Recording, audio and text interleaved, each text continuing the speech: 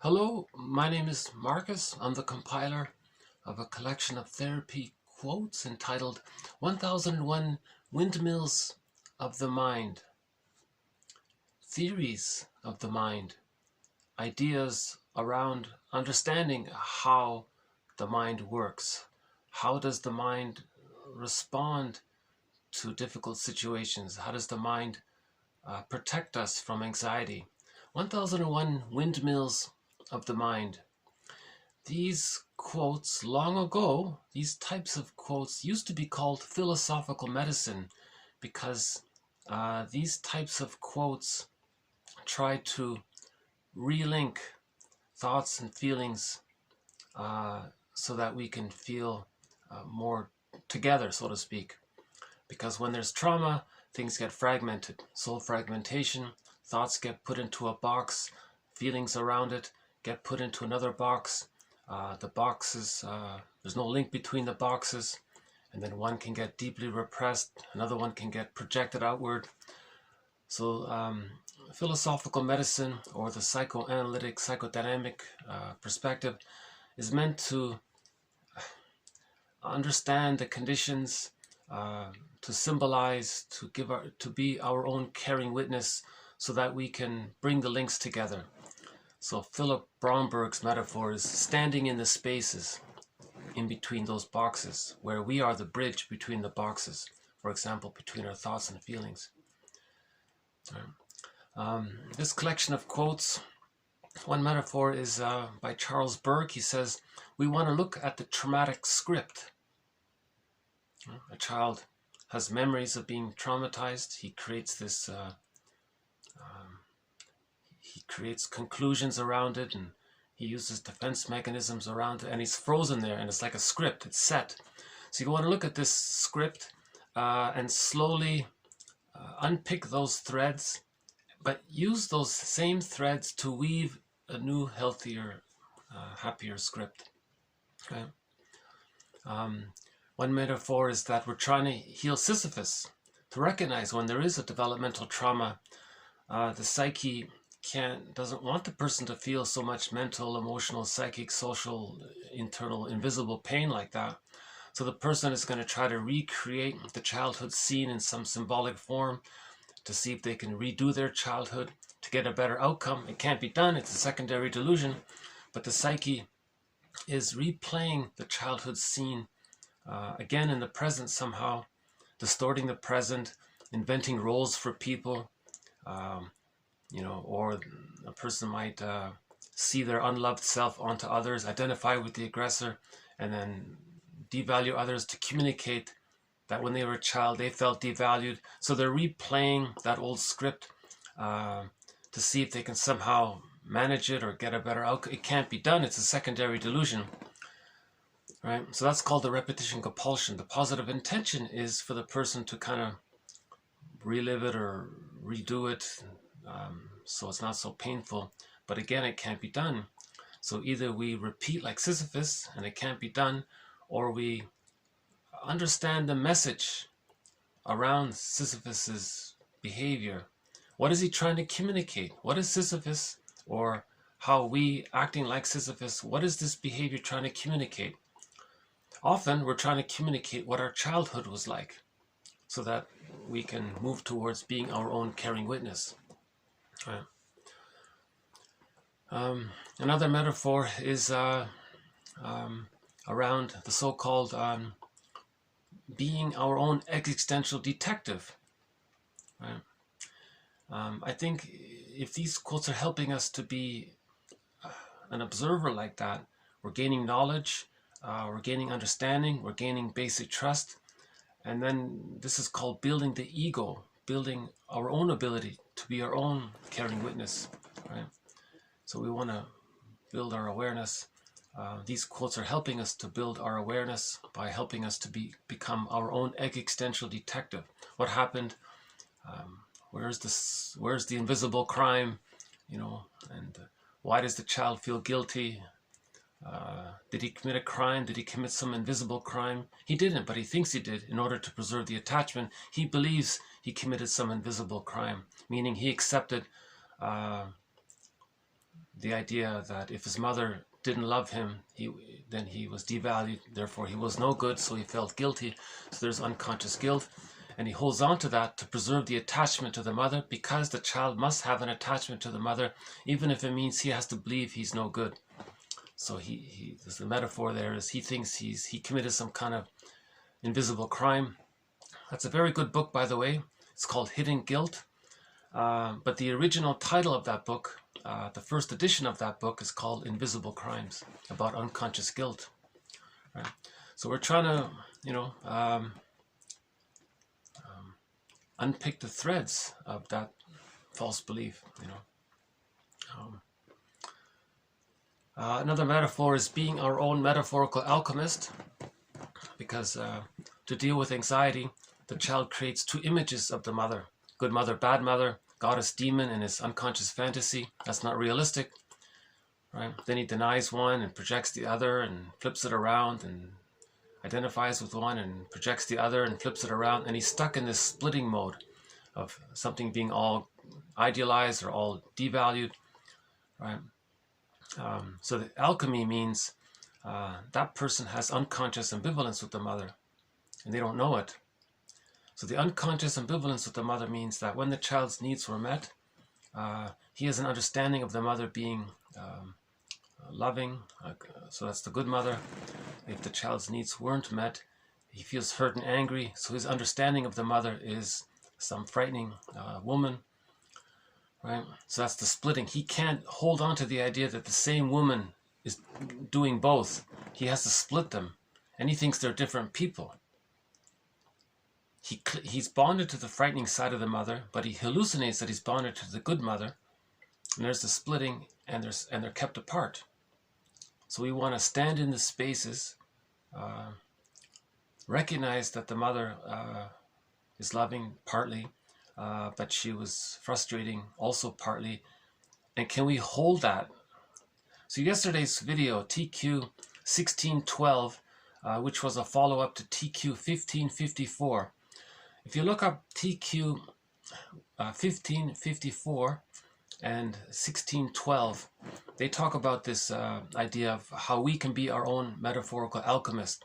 If we bring the split images together, meaning we face the unconscious ambivalence, we admit that there's unconscious ambivalence. Most people just preserve the splitting. This is all good and this is all bad, very simple. They can't bring the two sides together. So Woodman calls it holding the tension of the opposites. You want to identify the opposites. Mother was frustrating and it was hurtful. Mother was, wounded, but she did the best she could. Or let's have the thought that if the mother wasn't so wounded, we assume that she would have done the best she could. Or if she was healthy, she would have loved us. So we have to put those two sides together and hold them to get a concept of the mother as a whole person, not as a goddess or a demon according to our unconscious memories. Our unconscious memories of developmental trauma is that the mother's a goddess or a demon, as seen in fairy tales and myths. So the metaphor of being our own alchemist is to bring the two sides together, right? If we can do that, that's creating a whole image. When the image of the mother is whole, then Robert Bly says we get the key out from under mother's pillow. With that key, we can open the cage and get our golden ball. The golden ball is locked in the cage, and we need the key to open that cage to get our golden ball. But where is that key? It's under mother's pillow. Now, where's mother's pillow? It's the concept of her as being a whole person. Now, if we're still using splitting, we don't have that sense of her. So we have to bring the splits together, get the key, and then we get the golden ball. Right?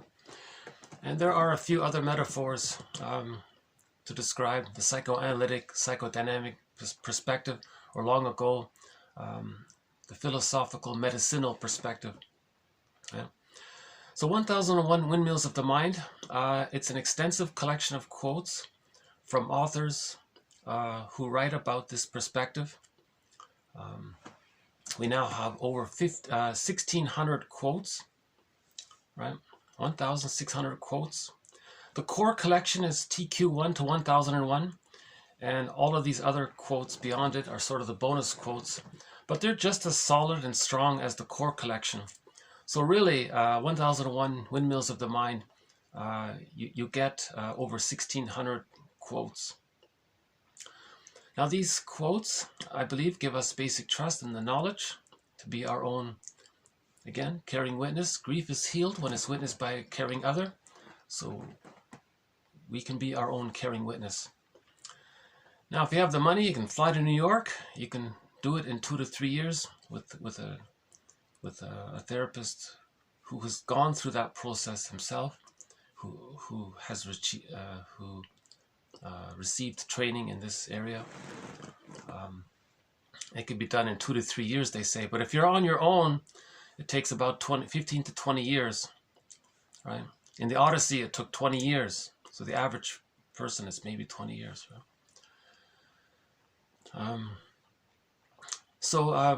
This collection of quotes is sort of subdivided into roughly 30 themes or topics or threads that run throughout the collection of quotes. So we have a thread on every major defense mechanism: projection, projective identification, reaction formation, the moral defense, identification with the aggressor, rationalization, and others. We have a thread on the psychology of emotional eating.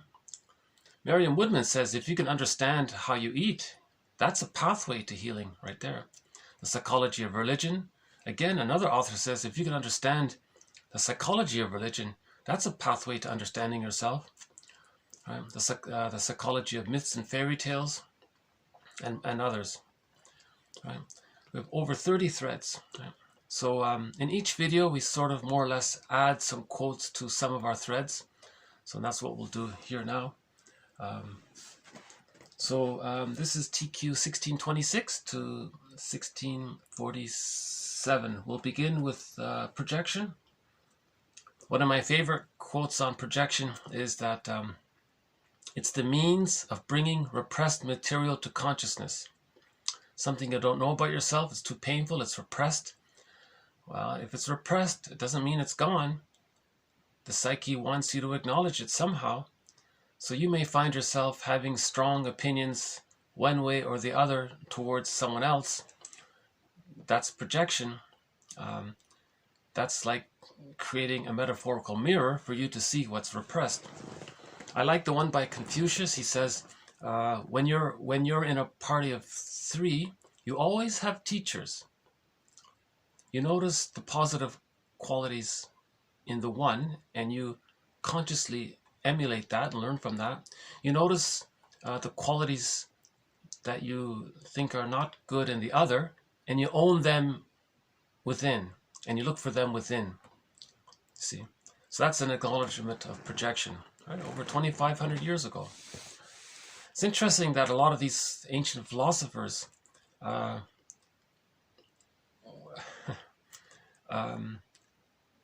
saying the same things that object relations theory is saying. We're using jargon now, but they were sort of saying the same things in their little parables and in their stories. You know, it's interesting. Right? Robert A. Johnson says that human biology hasn't changed, right? We're all Homo sapiens. We all came from this guy, right? We're all Homo sapiens, but apparently we all evolved from this guy here. So for 1 million years before Homo sapiens, this is what roamed the earth. So this is an artist rendering of Homo boduensis. Homo boduensis. So we all evolved from Homo boduensis, right?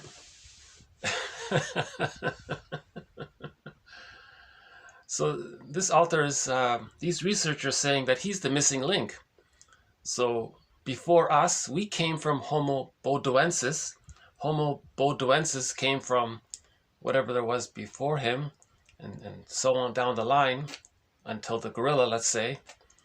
So we went from the gorilla to this, to this, to this, and then before, so we came right from Homo boduensis, they're saying. He looks a little human. He looks very human. But notice he doesn't have the cortex, you see? He doesn't have language, right? He doesn't have the whole frontal lobes in the forehead, so he doesn't really, he's living in a state of unconsciousness constantly, maybe, or he doesn't have a sense of time, maybe, or he's mammalian, he's human, but he doesn't have the, well, we don't know. It's a mystery. I don't know. I'll look into it. But but I can't help but find it a little interesting. So the point is, so we Homo sapiens have, for a long time, for 10,000 years, have had some concept of the unconscious. Right? It's not a new invention. It's been around for thousands of years. Right? So that parable about projection, when I'm in a party of 3, I always have teachers. The good qualities that I like or admire in one, I can emulate and learn from. The undesirable qualities, or the ones that I abhor in the other, I look for them within. That's an immediate acceptance of projection. You have a negative opinion, you see something negative in someone else, well, that's their journey. See how we who think that they have these negative qualities, where are they within, and own them. So you heal from inward, and the guy who's more healthier, you want to learn from him and emulate that and pick up identify with his positive traits and own the negative traits you see as projected in the other person. Right? So anytime you meet a person, either he's healthier and you want to emulate him, or maybe he's more wounded and you're seeing your woundedness in your attitudes towards that wounded person. Well, that's a mirror for you to look within, to own your woundedness, basically. So that's the basic idea of projection, right? So our attitudes outward are like Lachlan calls it a mirror for you to look in it and see that's what's within. That's what's repressed. When something's repressed, it tends to be projected, means seen outwards. So the metaphor is the person is holding this little, within, the unconscious ego is holding this little film projector. The projectionist is him, is within. So the unconscious ego is like this little projectionist. He's holding this film. The film is our own painful memories. It's on the film. And we find some non-threatening substitute other. And then we find ourselves saying what's on the film. And we look at the other and say, oh, that other is this and that. Not realizing that that's just a projection. That's just like a screen. You're looking at an image. It's meant to show you that that's what's within. So that's the metaphor of projection, right? So we have over 100 quotes on projection. It's amazing. So we'll add one more here.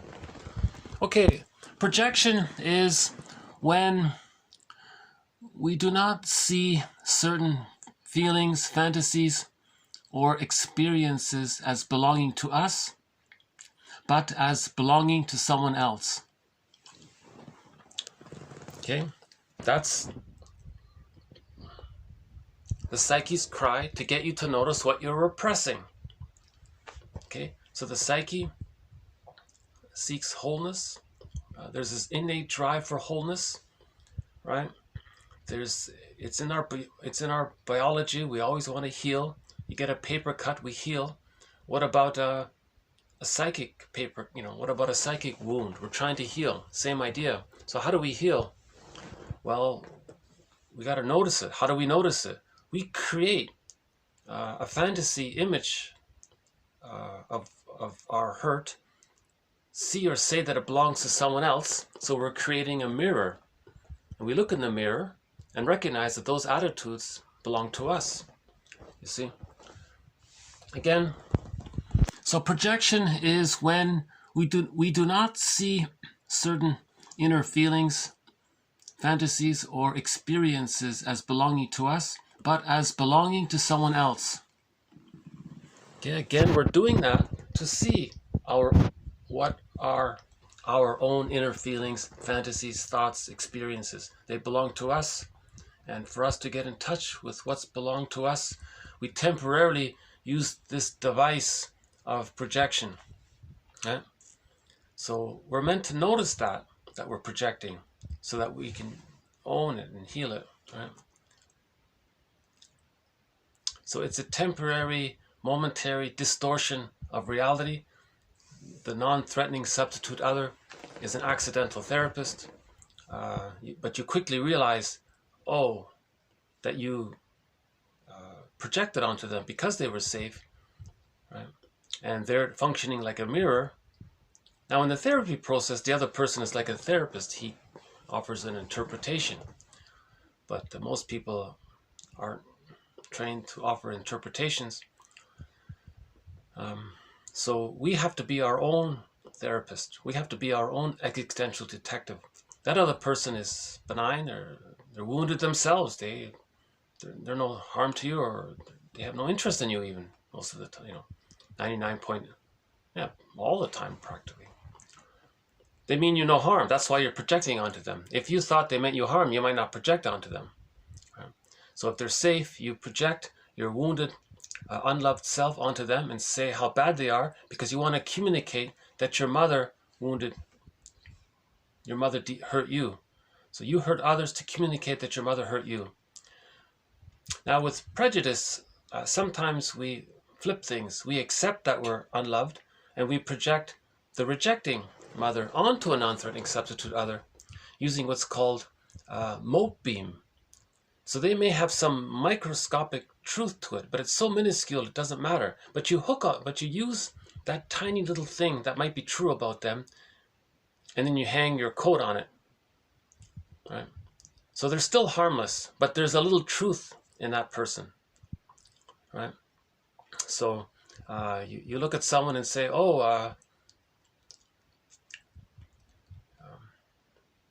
he said this about that. Oh, maybe he's so terrible. Okay, then you amplify and say, that person is very dangerous. So you made a huge logical fallacy. And what you're doing is you've identified with yourself as being unloved. You projected the rejecting mother onto the other. And you used the rationalization for doing so because of the mote beam factor. And then you convince yourself that the other person is so harmful. So in the recent 5 or 6 videos, if you're interested in the psychodynamics of prejudice, I recommend the past several videos. We talked about the links between repression, projection, projective identification, prejudice, repetition compulsion, rationalization as being some of the main factors behind prejudice. So I won't go over it here in this video, but projection is one of the ingredients. It's one of the main ingredients to prejudice. Prejudice reflects the splitting defense mechanism. That means splitting is still being used. Splitting is an emergency maneuver of the mind by the baby. Good mother, good breast, bad breast, and then to deny it. But that gets resolved by the age of 3. But if it doesn't, the person is still using splitting. So if a person is prejudiced, that's a sign of arrested development very early on. One author says, yes, of course, it's emotional immaturity. He means that the emotional development got frozen very early on. That's what he means. Okay, another quote on projection. Okay, projection helps to remove the client as the center of responsibility for the experiencing of something. In this way, a part of the self is denied and therefore diminished. That's just one little twist to it. Every quote on projection offers one little thing about it. This one here too, right? So if you are projecting, that means the center of responsibility for the pain is outward. It's not within, because it's too painful to face it within. So you say the center of responsibility for my anxiety is outward. Now this non-threatening substitute other doesn't know what you're talking about. They're shaking their head with a big question mark over the, what is this? Right? But the projector wanted to shift the center of responsibility away from him and shift the center of responsibility onto the other. Then he doesn't feel the anxiety or the embarrassment of admitting what he's denying. Right? But when he does this, he's repressing something. He's not in touch with something about himself.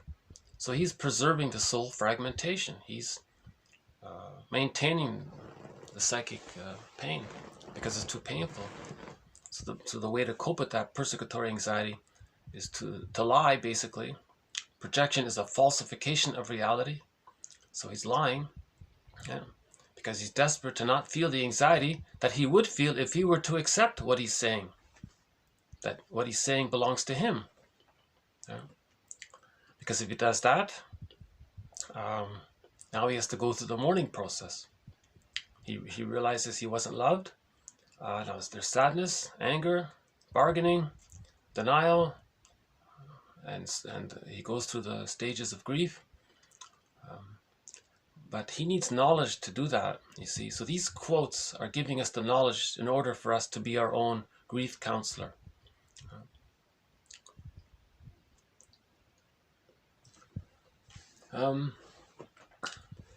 So I like my favorite quote on projection is the means of bringing repressed material to consciousness. Reaction formation is also the means of bringing repressed material to consciousness if you can recognize reaction formation, the next one here.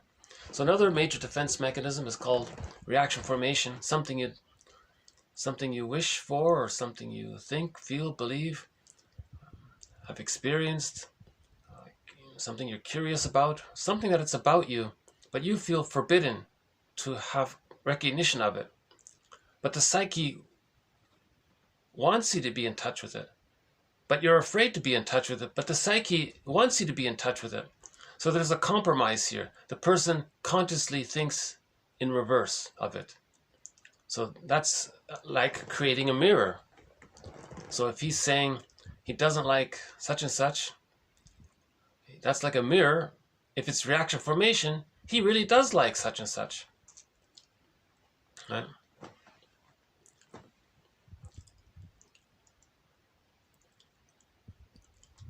Yeah, a lot of examples about that, I think.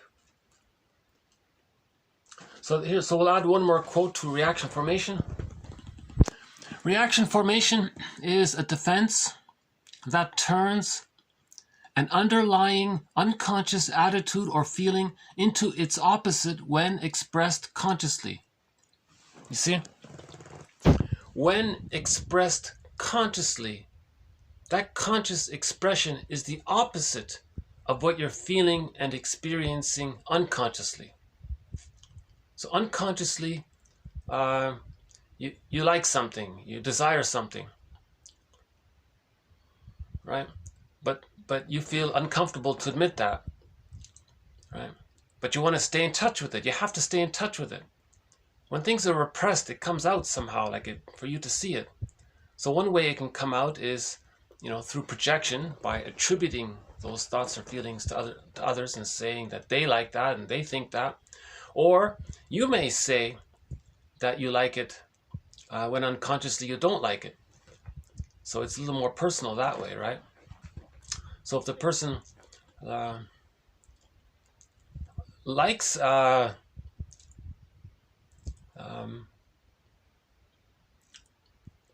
don't know, maybe he likes the didgeridoo, I don't know, an indigenous musical instrument. It's a kind of a flute, right? But it belongs to the indigenous people. Maybe he really likes it, he loves it. But he finds himself saying, oh, I don't like that. But secretly he likes it.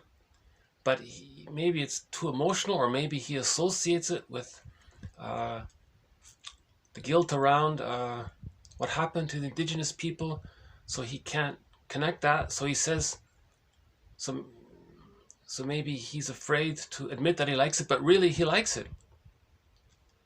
But he's afraid to admit it because of the feelings related to what that might mean through the associations around it. So he says, no, I don't like the didgeridoo. Oh, that musical instrument's too low, and oh, that's a strange sound. That's scary. I don't. But really, maybe he really loves it. I don't know. Maybe my example might not be very good, but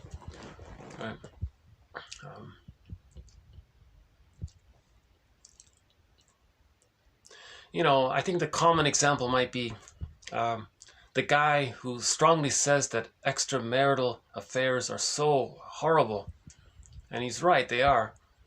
So it's convincing.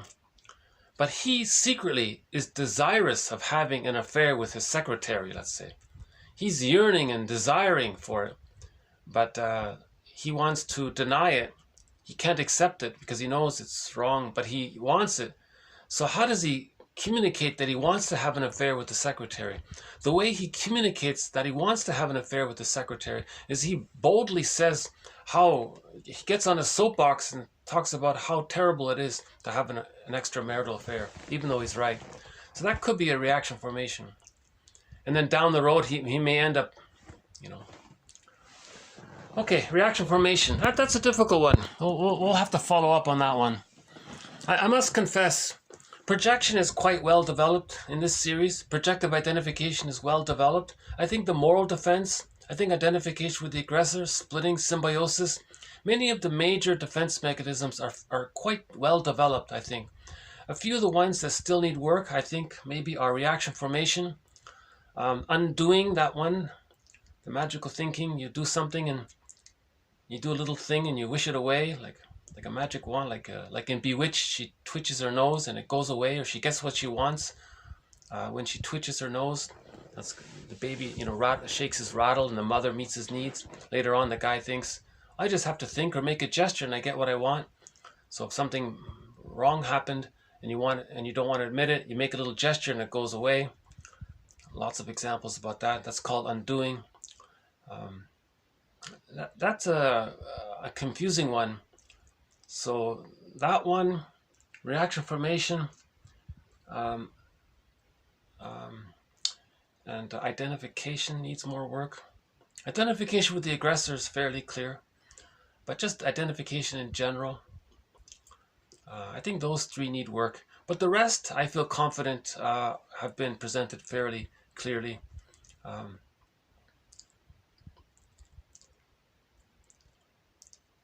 I've chosen the quotes that are as clear as possible so that the jargon makes sense. Robert Bly says, forgive psychology for its jargon. Just forgive it. Who's Robert Bly? Okay, it's this guy here. Can you see him? So Robert Bly there, he says, forgive psychology for its jargon. Just forgive it. Leader of the men's movement. Yeah. The mythopoetic men's movement. The men's movement meaning helping men to find their psychological birth, right? He's the grief poet, helping men to grieve. He thinks grieving is the way for men to heal, because men are denying it. It's too painful, right? So one way to deny not getting loved is to compensate through power and control, called toxic masculinity, right? But you're just preserving the denial. You're not healing. Defense mechanisms help the baby to survive. That's great. But if they're still being used beyond the age of 5, it blocks your development. So the child was unloved. He felt devalued. He held on to his infantile megalomania. He held on to the grandiose self. He identified with the aggressor. He thinks the giantess is now him, right? Now, because he's unloved, that's the inferiority complex. He compensates to mask that with the superiority complex. That's just power and control, right? But after the age of 5, if he's still stuck in that mode, he's blocked his development. He spends his whole life like Sisyphus trying to say that he's looking for mother's love, and he didn't get it, and he's trying to force someone else to love them, but it can't be done, so he's trying harder. You see, a child needs symbiosis with the mother. If he doesn't get it, he's aggressive towards others or puts others down, either to create a negative symbiosis or to replay the negative symbiosis with the mother. So 2 scenarios is when the baby comes out of the womb, he needs an extended womb. Homo sapiens, I don't know about Homo bodoensis. I don't know if they needed an extended womb. Somebody said they were born.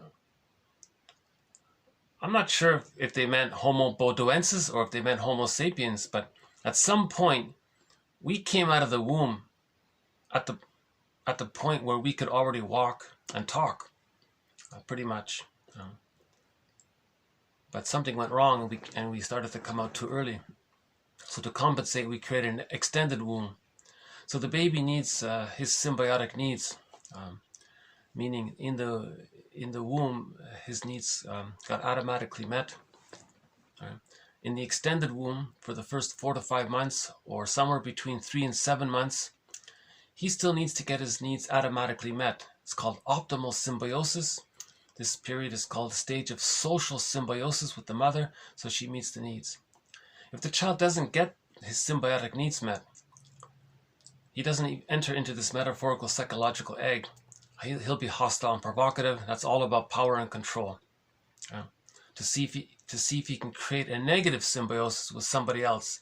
Because a child would rather be trapped in the negative symbiosis, in the tar pit of a negative symbiosis with his mother, than have no symbiosis.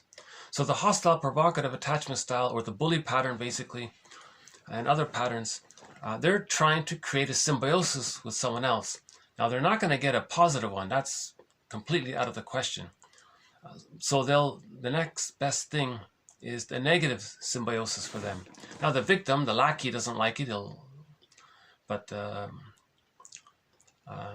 unloved person, the person who wasn't loved during the first 4 to 5 months, he's going to force someone else. He'll frighten them to form like a Stockholm syndrome kind of thing. He wants to trick the other person to like them or respect them. They don't, but he's trying to create a negative symbiosis. Again, a baby would rather be hurt by the mother but still connected to her than not have any mother.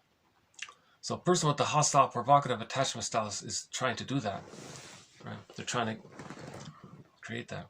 Now the second stage is the baby does achieve a symbiosis with the mother, but it's negative. He can't hatch out at the age of 4 to 5 months. He's stuck there. For whatever reason, he's stuck there. So he's angry, of course. His main emotions are hate, greed, envy, grenvy, spite, vindictiveness, schadenfreude. Now his schadenfreude is putting others down, because in the narcissistic pattern, he identifies with the aggressor, puts others down to communicate that he was put down. Now, originally, when the mother exploited the child, she was in the one-up position, and when she got the child, when she manipulated the child to meet her needs, she felt safer, so she got serotonin. The child identifies with that, and then does that with others, and that's how they get their serotonin. So Schadenfreude, okay, getting the serotonin, the way the mother got the serotonin by downing the child. Now the other person hurts others because they're doing what the mother did. So Schadenfreude is sort of the fuel of the narcissistic pattern, and like Sisyphus, that's their concept of pleasure. Right? Getting the serotonin by putting others down, because the mother put them down. That's how they got serotonin. Right? So that's a tough one there. Hold on a sec. Let me just. I'm still experimenting with this new room here, so I have to work out the kinks here. Okay, what's the next one here? I love doing these videos outdoors, because if I need like a little mini break, I can turn the camera around and show you the water and let you listen to the waves, and there might be a boat passing by. You can see the boat, or a bird is flying. Here I feel more in the hot seat, right? Maybe I need some props to help me along. Okay, so we did two on projection, one on reaction formation. We'll do two on splitting. Okay. The baby cannot experience the internalized mother as a whole object, and therefore splits her into opposing part objects. Okay, so the good and bad breast. More specifically, quote, "It is not the good and bad object that are being kept apart, but an idealized and an extremely bad one."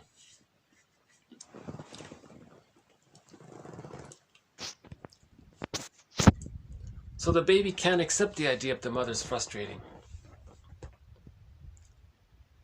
So he creates an image of the mother as being this frightening other person.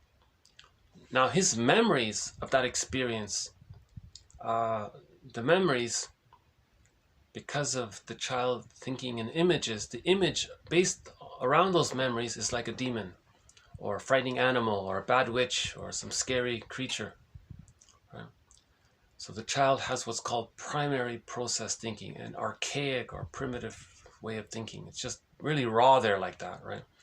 So the child's memories are very exaggerated because of his small, helpless size. The mother's this giantess in the nursery, and he's so tiny and helpless and has no motor skills. He can't do anything. So his memories are wildly exaggerated from the reality. The reality isn't this. The reality is that the mother isn't some frightening animal that wants to eat them or something like that. But the child creates an image that kind of feels like that. Right?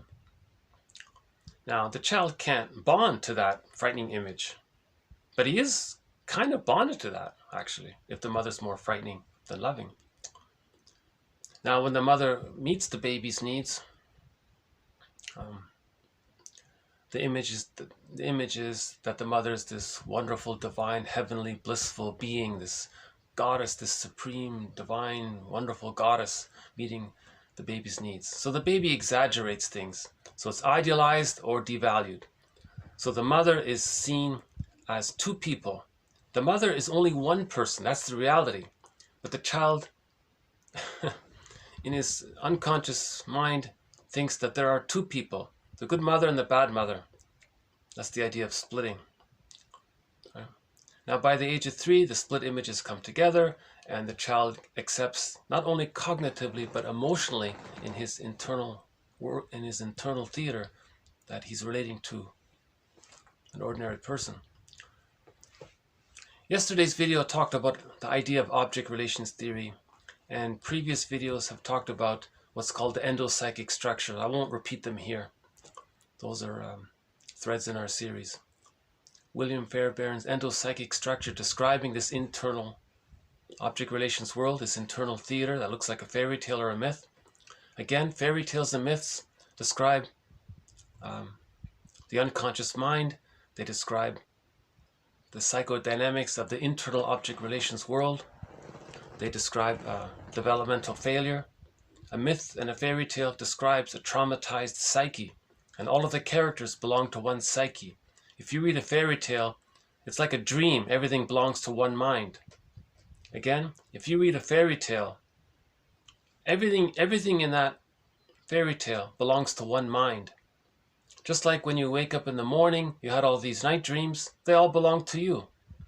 So myths and fairy tales are like dreams in that way. They all belong to one psyche. Now, myths and fairy tales have an enduring appeal because we're all Homo sapiens, so we all have the same psychology, basically. We all have the same biology and psychology. All right? We're all going to psychologically respond using a collection of defense mechanisms if there's trauma. So we all have this in common, you see.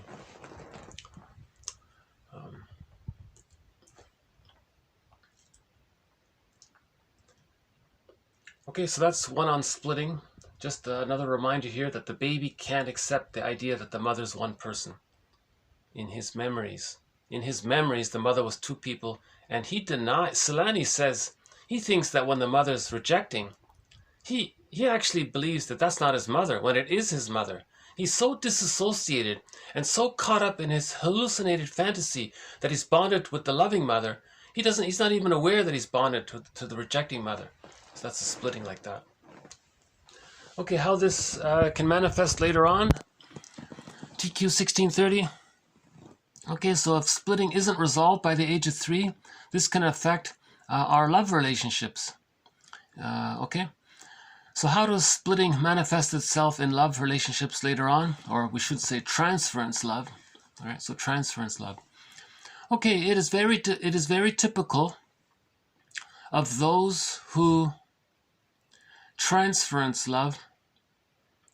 Okay, it is very typical of those, okay, in romantic love relationships, right, to relate or to love in an extremely idealized fashion, right, for idealization.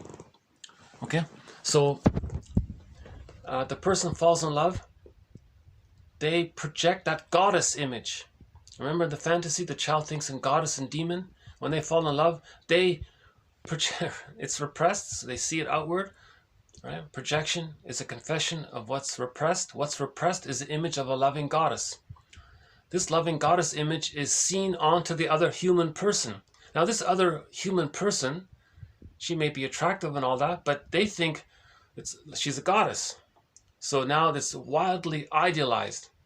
Now at some point she's going to be disappointing, and you're going to go, oh my goodness, now she's a playgirl, a user, ambitious sociopath. Or you're going to say you're going to devalue her so much. So one minute she was a goddess, next minute she was so devalued like that. That's a sign of the splitting. You weren't relating to her as an ordinary woman with feelings, with history, with family, with what she went through and what happened to her with her siblings, and did she have a pet when she was a child?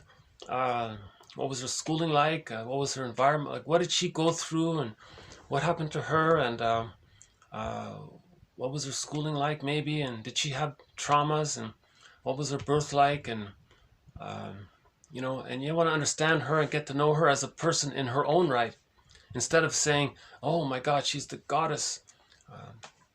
You know, so she's not gonna like that. She's gonna say, geez, yeah, it's kind of boring. All these men think I'm so amazing. I'm just an ordinary person. You know, why doesn't someone just see me as a person? I don't want to fulfill this, play this. Now, some ambitious women might use that. That's the femme fatale. Oh, really? You want to think so great about me? And she may use that for other ends. If she has a grudge against her mother, she may want to hurt the guy to say, look, mother, I hurt this guy because you hurt me. So if the femme fatale is in battle with her mother in her mind, she wants to communicate to her mother in her mind of what her mother did to her. So she'll exploit that naive guy and hurt him and say, look, mother in the mind, see how I just hurt that poor innocent guy? Well, when I was a child, I was a poor innocent girl and you hurt me. See, so she's still in battle with the mother in the mind. She's trying to, right? So the goal is for her to recognize if she's devaluing that poor guy, she's trying to say to her mother, in her mind, this phantom, this ghost, she's talking to the ghost, look, ghost, this is what you, when you were alive, did to me. And she's, that kind of thing. Okay. Again, it is very typical of those who love in an extremely idealized fashion for idealization to turn quite quickly to disparagement. Right? Okay. Okay, since in this instance, okay, love and hate, okay, so love and hate, it means the person's own memories of when they were a child, their feelings, their memories of being loved, that's love. Their memories of being hurt, so we're calling that hate. That's split, right? So, love and hate cannot be felt at one and the same time for the one and the same object. You see? The baby couldn't accept that the mother was loving and frustrating. It was split. Now, replay. Later on, they can't accept that their girlfriend or boyfriend is has positive and negative qualities, and accept the wholeness, the broad picture of them, and be okay with that. They're going to see them idealized or devalued. They're still using the splitting, right? Because the template is the child is still using splitting. Now, why would a child still use that splitting defense mechanism if normally by the age of 3 it gets resolved? If the frustration with the mother outweighs the love, the splitting is still being used. The love needs to outweigh the frustration for the splits to come together, right? So that's a clue. If someone is still using splitting, right? If someone is prejudiced, if someone has these kinds of idealized and devalued ideas, all or nothing, extreme opinions, that's a clue. That's a clue that they're still using splitting. And if they're still using splitting, again, that's a clue that that when they were a baby, their experiences with the mother was more frustrating than loving, and that's why they're still using splitting. You see how we're building consciousness? You see?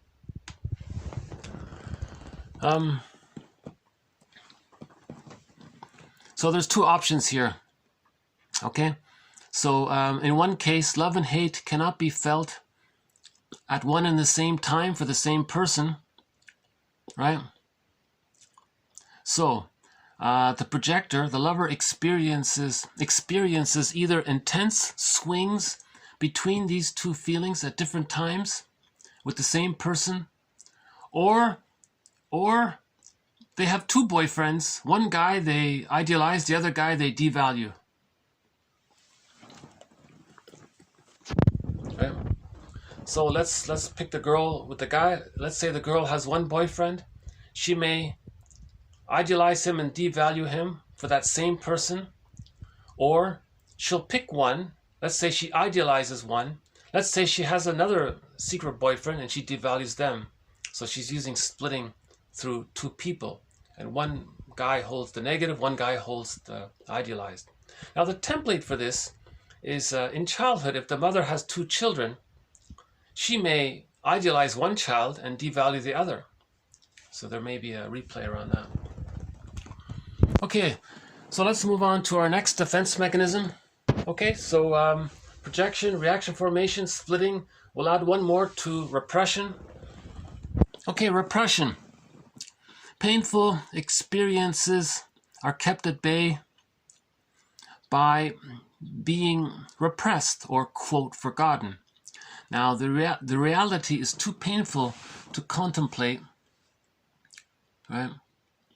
Although it may be, quote, forgotten at a conscious level, it does not go away and may manifest itself in other ways, okay? Through their projections, through reaction formation, right? Through idealization and devaluation, right?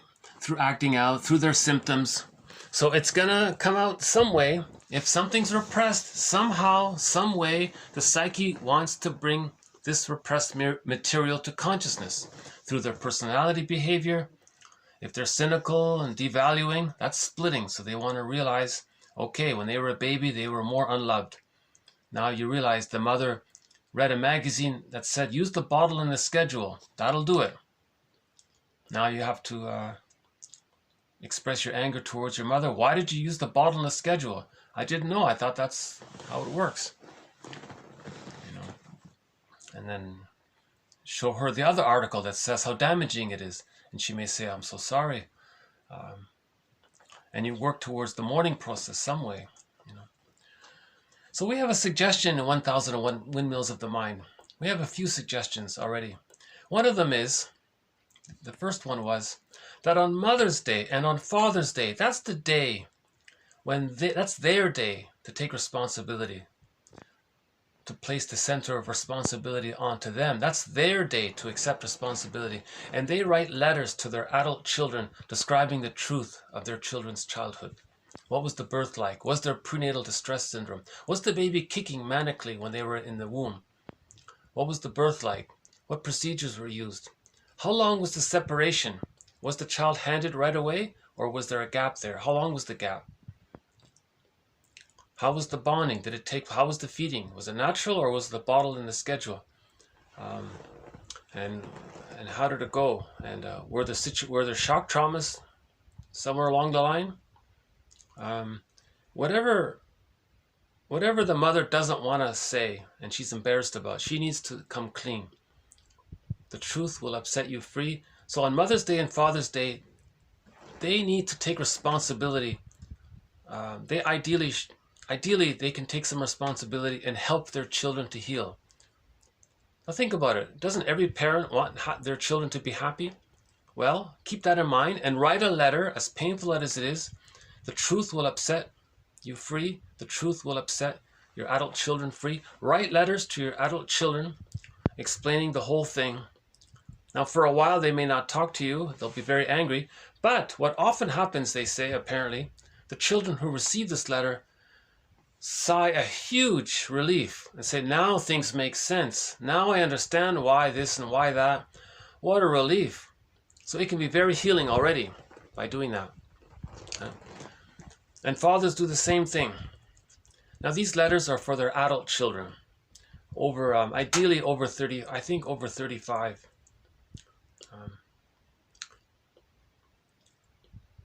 That's one suggestion. And we have a couple of others. I think one day I'll make a video where I only list all of the suggestions. So that was one of the suggestions on behalf of this collection of quotes.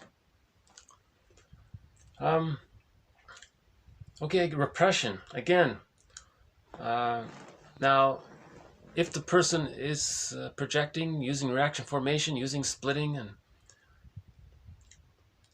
repetition compulsion, replaying the childhood scene in the present, distorting the present to fit the past, that's the repression. That's the repetition compulsion to accept what was disowned. Again, so much of who we are gets disowned and it gets put into this bag that we drag behind us for the rest of our lives. Actually, I noticed Robert Bly, hold on a sec, I think he mentioned it here in his description of the Frog Prince, in the Grimm's Tale, the Frog Prince. I think I just saw it a minute ago. Hold on a sec, let's see if I can find it here.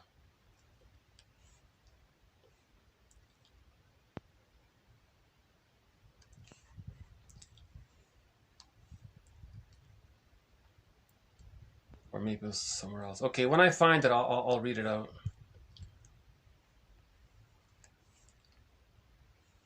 Oh, maybe not. Oh, okay. My apologies.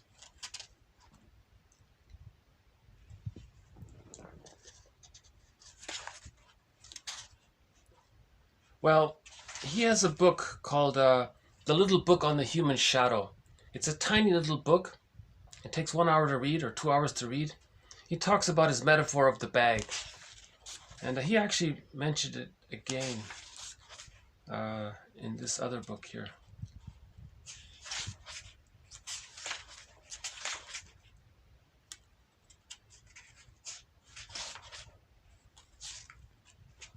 There's an audio version of that book, the Little Book on the Human Shadow. It's available online, that audio book. Oh, maybe not.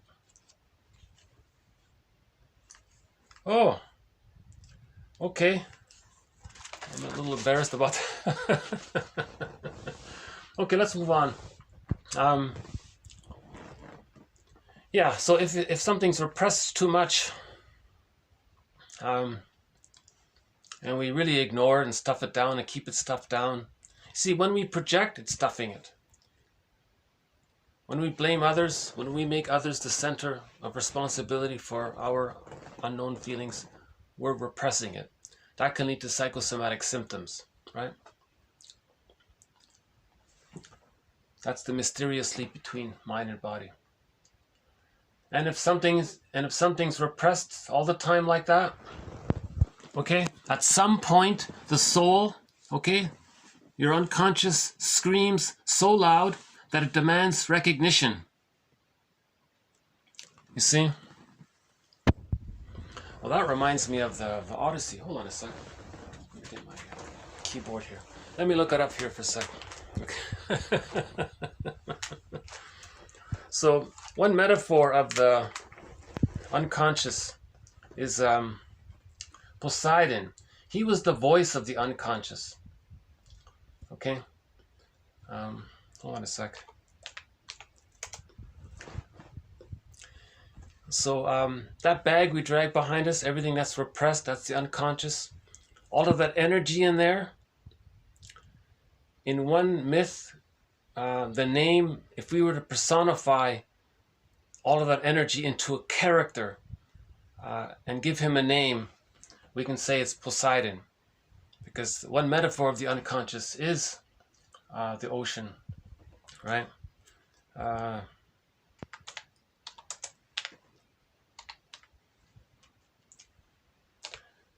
Okay, hang on. Is that the one?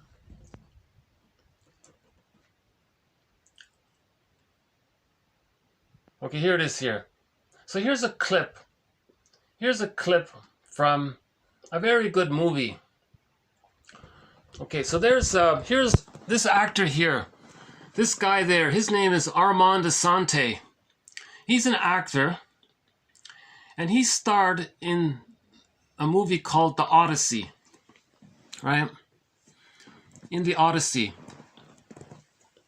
It was a TV miniseries. This is the best, to my mind, really the only decent version of The Odyssey. It was an international production, you see, and Andre, who is it? Okay, who's the director here? Andrei Konchalovsky. Okay, Andrei Konchalovsky, right? Actually, it was an international production, and Hallmark is involved in this. So if you look up Hallmark films, The Odyssey, Armand Assante, I think it's 1979 or 97 or 79, something like that. You can find it. So here's a clip from it. So, so here's our unconscious talking. Okay.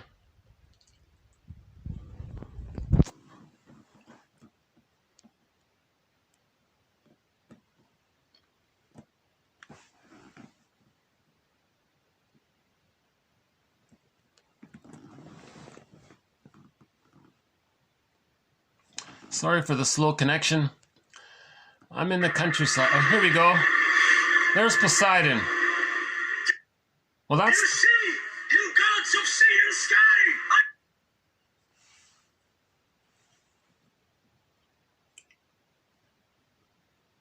I come to try me, Odysseus, a mortal man of flesh.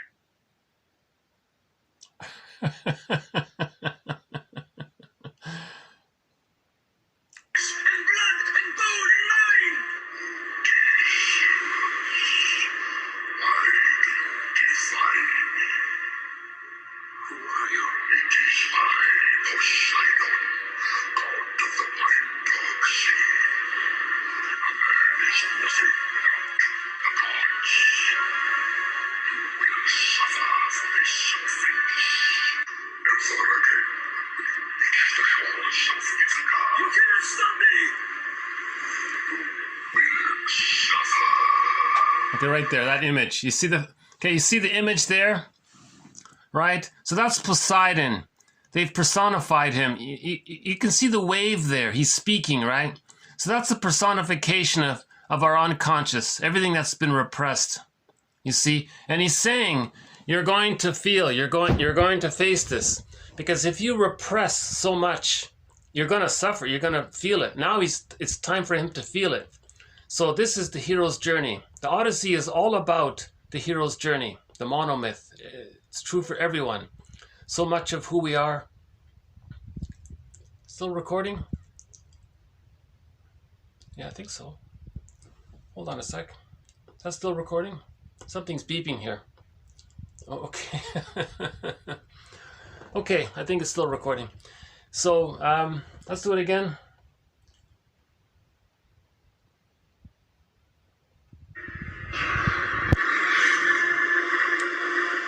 Do you see, you gods of sea and sky? I come to Troy. Me, Odysseus, a mortal man of flesh and blood and bone and mind.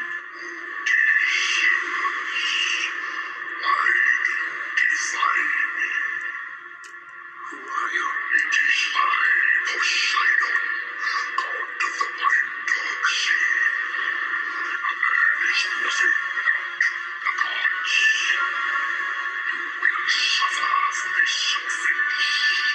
Never again will you reach the shores of Ithaca. You cannot stop me! You will suffer. Okay. You see what Poseidon says? He says, why do you defy me? Why do you defy me? Why do you reject the existence of the unconscious? Why do you reject your feelings? Why do you reject that you're hurt? Why do you reject that you're in this manic defense of power and control and ambition, don't care about others and selfish and use people, right? So again, the Odyssey story, the whole thing, so Odysseus and the ocean represents two aspects of one person's psyche. They're not separate there. They all belong within. So each person has a side of them that denies our feelings. That's the Odyssey in the first half, where we deny our feelings. We defy, we reject. It means we repress. We repress. Now, when we repress it for so long, it speaks up like this angry wave here. It's saying, you got to feel this, otherwise you're going to get ill, you're going to get a psychosomatic symptom, you're going to miss life. See, if you miss life, he doesn't reach his feelings. Now Penelope represents his feelings. That's, again, so Penelope, the wave, and Odysseus are all characters of one psyche. They're not separate people. It's not talking about a literal marriage, right? It's talking about him being reunited with his feelings. Now the wave, Poseidon says, you're not going to get in touch with your feelings if you keep defying and rejecting the unconscious material. So the unconscious is speaking. So in other words, Poseidon is the repression. You could say it's the id, right? All of that energy in there. Some people call it the id. So this is the id speaking. I don't like that phrase, but this is all of the energy of the unconscious, and he denies it, and he keeps stuffing it in there. Every time he's prejudiced, he's stuffing in his real self, and he keeps doing it, and finally, he can't. He's got to listen to the rumblings. So this manifests itself in midlife when a person says, something's wrong, something's off, something's missing. What is it? Is this what life is? I'm missing. I feel like something's really wrong here. I don't know what it is. Okay, then you go to the worried man's bookstore. Okay. One last time. Maybe I'll play it in small mode. You'll see it better here. Hold on a sec.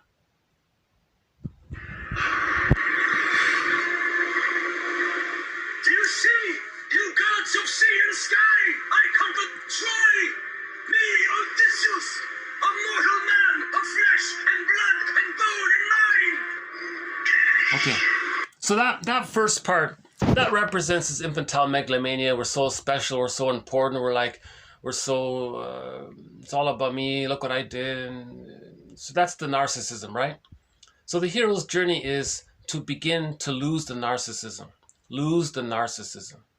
That's meant to be lost automatically by the age of 18 months. But when there's a trauma, the person takes refuge in clinging to the narcissism, and they hold on to it. And the way to hold on to it is through cynicism and all of the behaviors that people with the narcissistic pattern have. And they're utilitarian, and they create philosophies around it, and they create slogans around how greed is so wonderful, and the greed is the best, and looking out for number. And then they're preserving they're taking refuge in their primary narcissism, right? So he's showing that, this first little sentence here, that he's demonstrating how he's taking refuge in his infantile megalomania. But every time he takes refuge in his infantile megalomania, he's repressing his real feelings, right? The body bears the burden. It becomes more. See, if he continues down that road, he'll end up, chances are he'll end up as a curmudgeon late in life. Very miserly, very bitter, because he's still angry at his mother, you see. So the unconscious, so Poseidon is helping him. This voice here is actually helping him. Now in some myths, it's not Poseidon, it's another fantastic god like Aphrodite, or some other grand, helpful god, right? So in this case, it's Poseidon. Why do you defy me? Who are you? I'm you. I'm your unconscious. You're nothing without the unconscious. You're nothing without your feelings.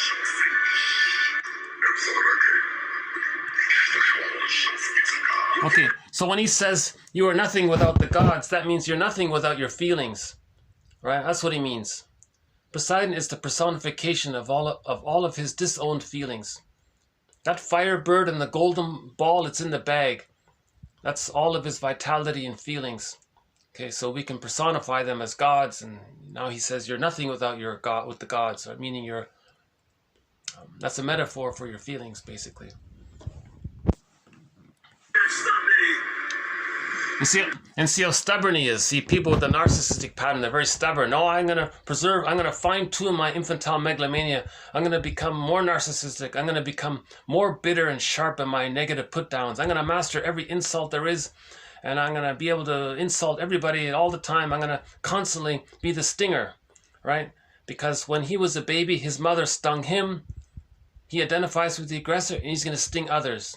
So he's stuck in the repetition compulsion of being the stinger, the narcissist, a person with a narcissistic pattern. One slang for it is the stinger. So he's going to constantly be the stinger, right?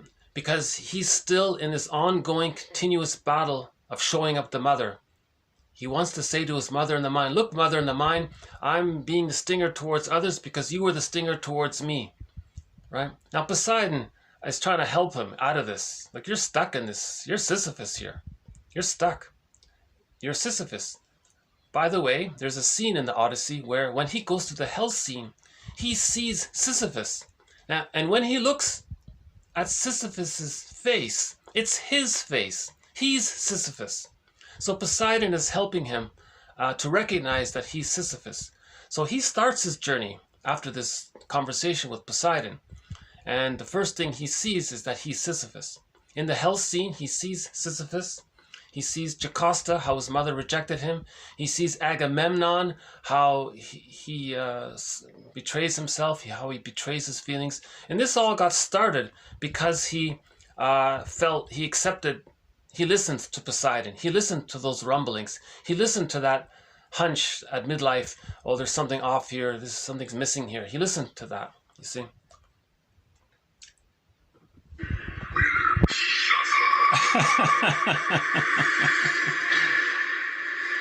Okay, again, when Poseidon says he will suffer, this has nothing to do with revenge or these kinds of things. Nothing to do like that. He's just saying you're gonna face the persecutory anxiety that you denied as a child. You're gonna face the abandonment depression of when you were a child. That's what he means by you're gonna suffer. You're gonna start to feel what you disowned because the baby couldn't feel it. But now he's older. Now with the knowledge and the stories and the myths and the Robert Bly and Merriam Woodman, and we have all these stories. We can now start to, in jargon and 1001 Windmills of the Mind and Wit and Wisdom in Psychodynamic Psychotherapy by Gregory Bauer. We got Karen Horney's work, Edmund Bergler's work, James Masterson's work, the work of Karen, the work of Melanie Klein, the work of Margaret Mahler, the work of William Fairbairn. We got all of these amazing quotes from Guntrip, Solani, Ferenczi, and a host of others. You know, now we have consciousness. Now we can build a cup so we can start to feel and work through the mourning process, right? So this has won a Golden Windmills of the Mind Award, by the way. 15 Golden Windmills of the Mind Award have been issued so far. One of them was given to this film here, The Odyssey with Armand Asante. Now, if possible, get the VHS version, the original VHS of it, because when they transferred it over to digital, they cut out a key scene. A key scene, by the way, a key scene which can be found on a stamp. Here's a stamp of a key scene from the story of the Odyssey. So there's Odysseus again.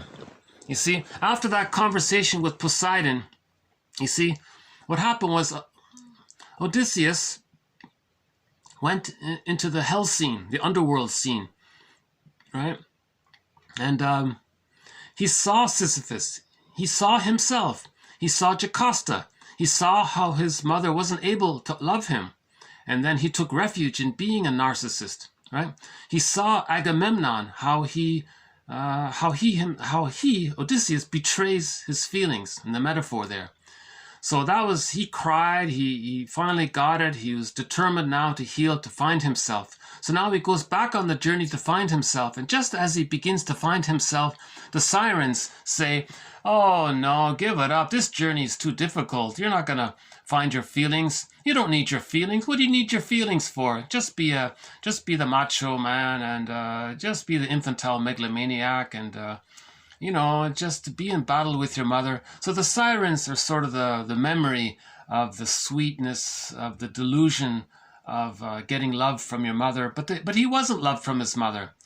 This is a lie. The sirens represent the voice of the moral defense. The moral defense is the baby has to bond to the mother, but how does the baby bond to the mother if she's rejecting? The child creates a hallucination that she's loving, and then he clings to this fantasy that the mother's loving when she's not. That's like the sirens saying, just preserve that fantasy that your mother was loving. Your mother didn't reject you, she didn't use you, she didn't need you to take care of her. No, she was wonderful, she was the world's greatest mom. Just hold on to that, it's easy. You can use splitting, reaction formation, identification with the aggressor. You can be the stinger, you can be the Don Juan if you want, you can be rude and aggressive, you can think it's all about greed. So that's the sirens. But he realized he had a talk with Poseidon. He felt that with Poseidon. So he's loyal to himself now. He's getting, that's the hero's journey. He's in touch with himself now. He got in touch with his feelings. So Poseidon represents his repressed feelings speaking to him. You see, now there's the temptation to ignore Poseidon. So the sirens offer that sweet temptation. Oh, just go back to your old way of being the playboy narcissist. You can engage in distractions and hedonism and put down others and make it all about you and take advantage of others, exploit others. You have that skill. You're handsome, you're charming, you can maybe get away with it and all, spend your life doing that, and then you can maybe, you can take advantage of whatever benefits you have and to preserve that way. And he says, look what Odysseus does. He says, no, I want to be myself. I don't want to spend my whole life like Sisyphus in battle with my mother. He doesn't want to be his mother. He wants to be himself. That's the hero's journey, to be yourself. Man's main task is to give psychological birth to himself. So Odysseus wants to give psychological birth to himself. So he's basically saying, I'm going to give psychological birth to myself. Okay? Odysseus is saying here, no, I'm not going to reject that. I'm going to give psychological birth to myself. Man's main task is to give psychological birth to himself. So the memories there saying, oh, that's too difficult. You don't have to give psychological birth to yourself. You can just stay tied to your mama's apron strings. You can be a mama's boy. You don't have to love anyone else or care. You can be a curmudgeon late in life. Who cares? It's easy this way.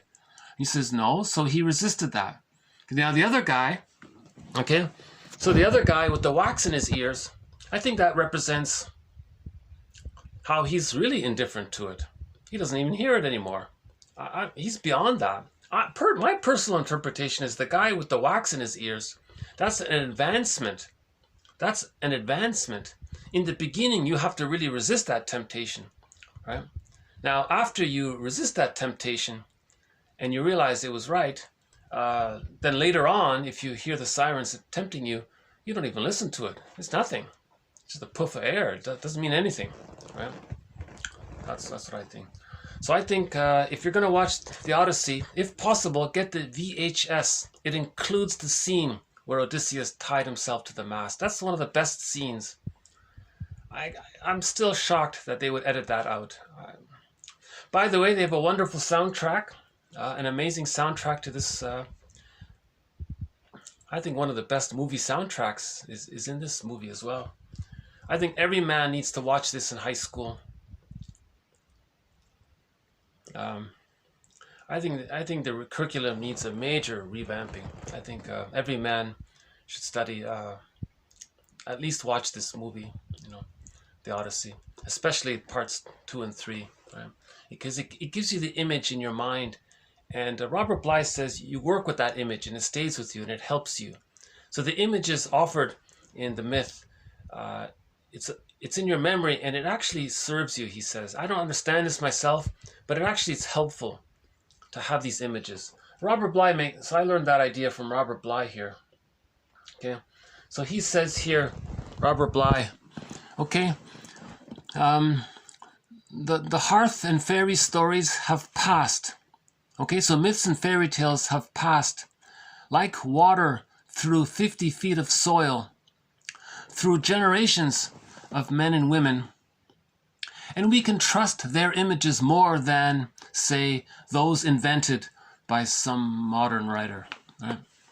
Now, the images of the old stories, okay, for example, right, stealing the key from under mother's pillow, right, picking up a golden feather fallen from the burning breast of the firebird, finding the wild man under the lake water, following the tracks of one's own wound through the forest and finding that it resembles the tracks of a god. Now, these images are meant to be taken slowly, and these images continue to unfold once you, right, have absorbed these images. They help you. That's sort of his point about the value of myths and fairy tales, because they've passed through the filter, so to speak, of thousands of generations, or whatever, generations of men and women. It got filtered through. Now that point about the value of old myths and fairy tales, Robert A. Johnson also has a brief mention of it. So I'll just quickly mention this as well, about the value of it. Okay, he says here, does it show? Okay. By the way, just to give credit here, Robert A. Johnson, I like what he did here. Here he says right here. Okay, this book is dedicated to John A. Sanford, certainly the godfather of this work. Okay? Yeah, we don't appreciate this. Interesting, right? Because John A. Sanford gave interpretations of myths and fairy tales. He sort of started this even before Robert Bly and Merriam Woodman. Yeah, I guess Marie Louise von Franz would be the grandmother of this work. But he's saying John A. Sanford is sort of a leader in it. I don't have any of his books, but... Okay, so Robert A. Johnson is a student of Sanford. Okay, he says here... Okay, so for example, the Greek myth of Eros and Psyche is one of the most instructive stories there is on, getting in touch with our feelings. It is an ancient myth, first recorded in classical Greek times, having had a long oral tradition before that. Okay, so again, there was no pen and paper, there was no printing press. Everything was through storytellers, right? And these stories were told by the storytellers generation after generation, right? For thousands of years. So right? Okay, and then this is not, okay, he says here, so this is not as strange as it might seem, right? Since human biology appears to be the same today as it was in Greek times. Okay, we're all Homo sapiens, right? So also the unconscious psychological dynamic of the human personality is similar as well, right? Basic human needs, both physiological and psychological, have remained stable, although the form in which these needs are satisfied may vary from time to time, right? But the psychic structure is the same, right? The myth and fairy tale is the same for everybody, right? This is why it is instructive to go to the earliest sources to study the basic patterns of human behavior and personality. Their portrayal is apt to be so direct and simple, we cannot fail to learn from them. Okay, I like that. You see, it's so direct and simple, we're going to learn from them. So that's Robert Bly, his follow-up for this. Think about these images. Getting the key out from under mother's pillow. He's talking about differentiation, right? Decathecting your life force from your mother and owning your life force for yourself. That's like getting the key out from under mother's pillow. The metaphor is you're unlocking the cage and you're getting your golden ball, right?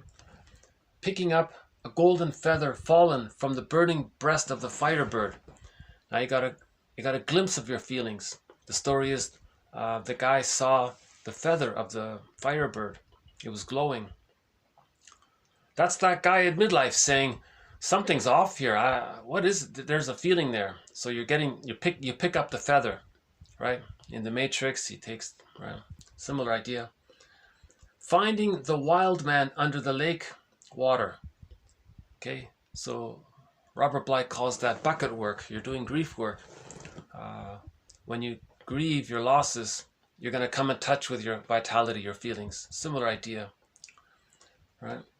Following the tracks of one's own wound through the forest and finding that it resembles the tracks of a god.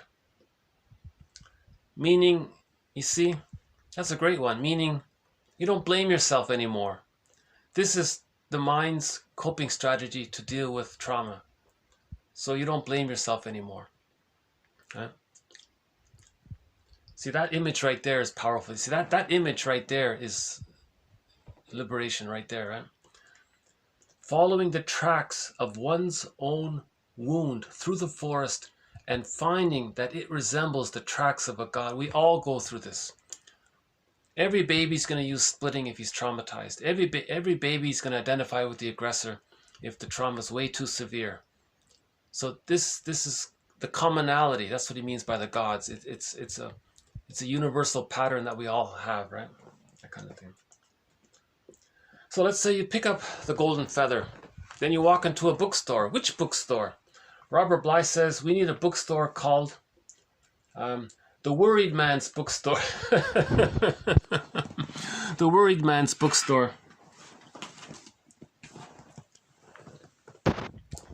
So there's no actual bookstore called The Worried Man Bookstore. I heard an interview with him. He said that someone approached him and asked him to partner with him to open up a men's bookstore.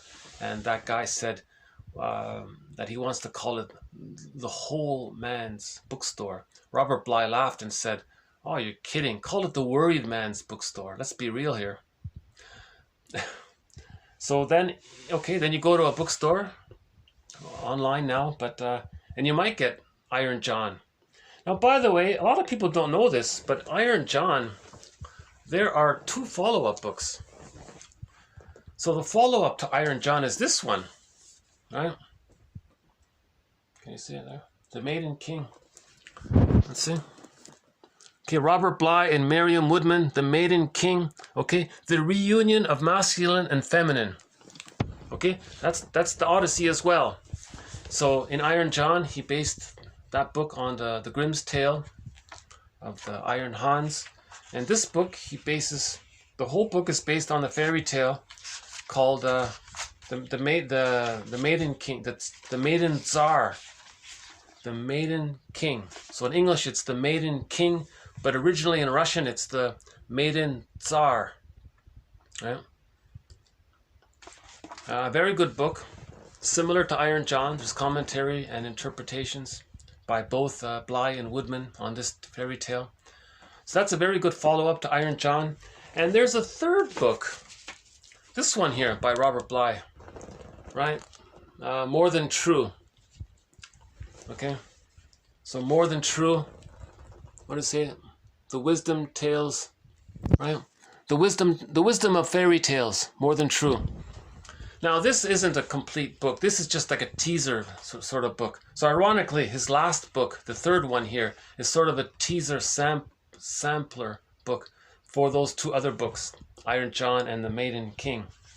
In this teaser book, he touches on 6 stories, right? So in this little mini book here, he talks about 6 tales from the Grimm's collection. Okay, the one is called The Six Swans, The Frog Prince, The Lindworm, The Dark Man, okay, 1-2 Man, and The White Bear King Valamon. Right. So I think it's interesting. This is like a little teaser.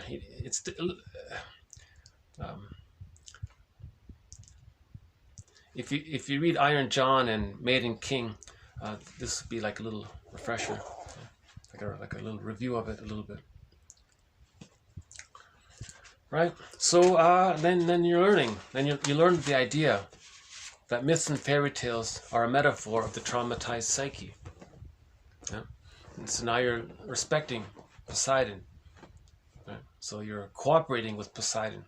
Poseidon is your friend, or any other goddess or god that's helping you. So Aphrodite was helping in that other story. In this story, it's Aphrodite. In this one here with Johnson, Robert A. Johnson. So John A. Sanford, Robert A. Johnson, Robert Bly, Merriam Woodman, Marie-Louise von Franz, and a couple of others. They offer interpretations of myths and fairy tales. It resembles dream interpretation.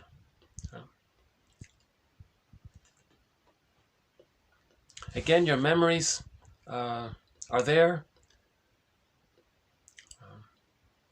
We create a fantasized personification of those memories based on the theme of those memories. So if the mother's rejecting, the image is going to be some frightening one. If the person felt unloved, the theme is going to be maybe the child lost in exile or something, wounded in exile. And it doesn't have to be in human form. It could be in a regressed form. It can be like a frog. So in the Frog Prince, she loses her golden ball in the well, and the frog is there. She has to accept the frog in order to get her golden ball. You see? She has to accept the frog, welcome the frog, you see, in order to get her golden ball, right?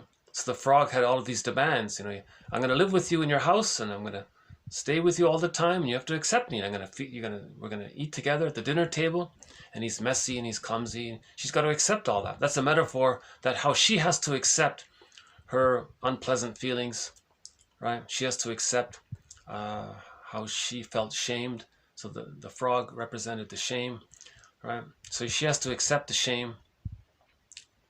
Now, when she got in touch with the shame, she got angry. The metaphor was she threw the frog at the wall, and it turned into a handsome prince. So from shame to anger, and she found herself. She got the golden ball, morphed into the handsome prince, meaning she can accept the side of her that she lost. So when a woman denies her feelings, and then she owns her feelings, the metaphor is she's going to marry the prince. When a man denies his feelings and he accepts his feelings, right? He does the grief work, he's going to marry the princess. The Odyssey, he's going to remarry Penelope, be reunited with Penelope, right? Whenever there's a wedding, that represents that, how we accept it, right? Every time we accept something from the bag, it's like a mini wedding. You have a projection, you think it's yours, you own it, that's a mini wedding. And you want as many of these mini weddings as possible. And this book here, the title of it, The Maiden King, you see? So that's the opposites, right? The maiden is the feminine, the feelings, and the king is the masculine side, meaning the doing. So the feeling is your feelings, it's the feminine, and the king, it's that's you thinking and being your ego, developing your building your basic trust, being active and reading the book. So reading the books, that's you being the masculine. And then you getting in touch with the feelings that represents the feminine. So you want to bring these together. You want to read and you want to feel, you want to think and you want to feel, and you want to bring them together. That's this wedding in the fairy tale or myth, right? We'll add more quotes to our thread on the psychology of myths and fairy tales. I'm learning as I go along as well.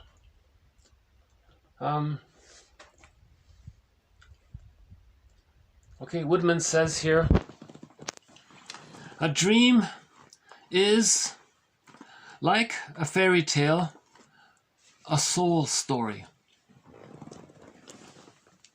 A dream is a soul story. A myth or a fairy tale is a soul story. So this one here, this is a soul story, right? The 6 Grimm's one talked about in here, these are 6 soul stories. And the Johnson one here, that's another soul story. I've just started it, I haven't finished it yet. But I think Robert A. Johnson's best book, in my opinion, is the one called Transformation. He talks about the levels of men's consciousness. You got 2-dimensional thinking, that's the Don Juan. Then you're the worried man, that's 3-dimensional thinking. And then you start to do the healing, then you're the Faustian thinking.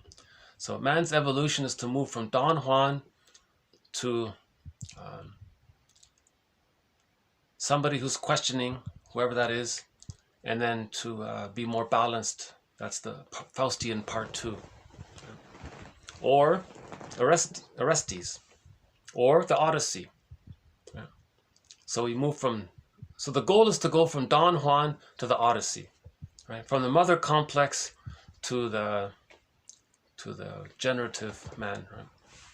Authentic man. Okay, speaking of Robert Bly, he made an open personal comment. So because it's very public and open like that, I'll include this quote here. He was actually trying to help someone who was a puer, a Don Juan. So he was at a dinner table once, and there was a Don Juan type of person, and he wanted to be helpful to this person. So this is what he said.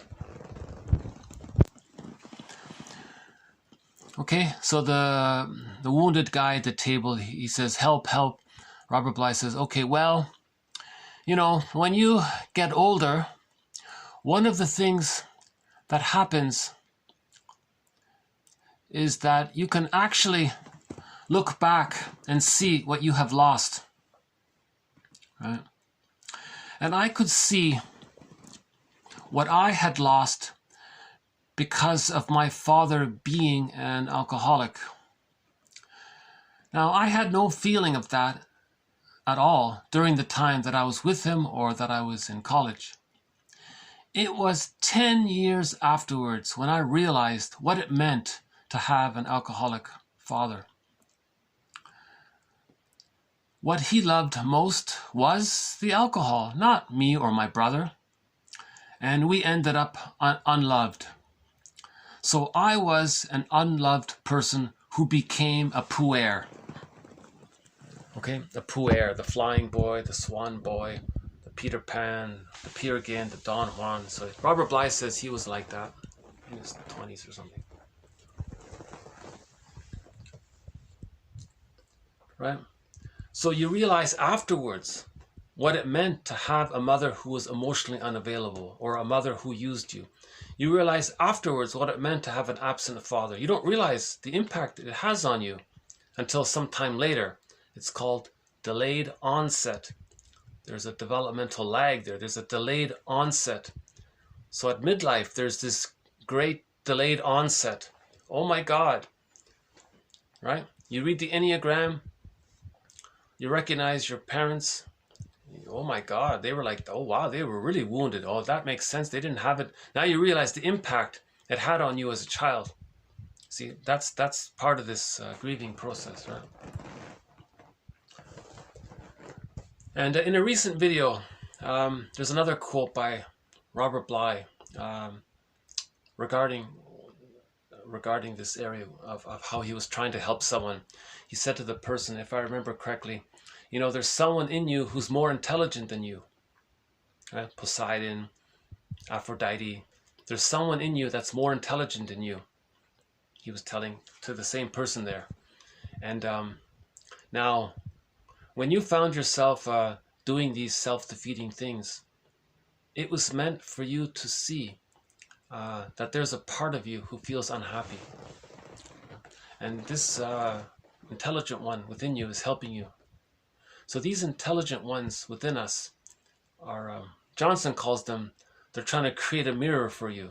So when you see that you're acting out this way, that's like a mirror for you to see that you're unhappy within. That's what he was saying. Yeah. That's a good quote from two videos ago. Okay, we'll do one on emotional eating. Okay, overeating that leaves one physically bloated, but psychically dissatisfied is a telltale sign of greed, okay, or an attachment failure. Okay, so greed, okay, a failure in attachment. Okay, a failure in attachment. So it's very simple here. Greed comes from the child experienced an insecure attachment style. That's a failure in attachment. There was an attachment, but it was an insecure, traumatic attachment. Now, a severe failure is the hostile, provocative attachment style, power and control. There was maybe no attachment. They were kept alive. That's about it. So that's power. So there was a failure in attachment. So of course they're greedy and envious. In the narcissistic pattern, that's identification with the aggressor.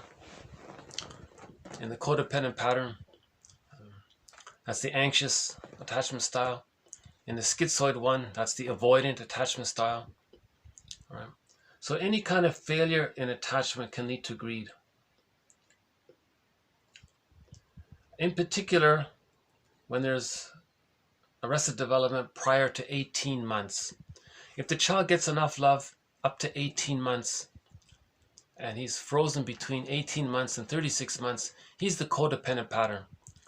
He's the pleaser and the clinger, and he sacrifices himself to help others because he's still trying to win mother's love. He's still trying to please his parent. He still has hope to get mother's love. So all of his energy is devoted to pleasing. So he still has that hope there. But the trauma before 18 months, okay, he doesn't have that hope. He just wants to take.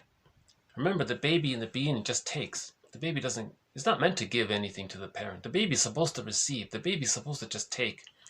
So in the narcissistic pattern, they're just taking. Now, if there's a failure there, if he's never satiated, that's a trauma. Now he's seeking for that satiation, but it can't be done.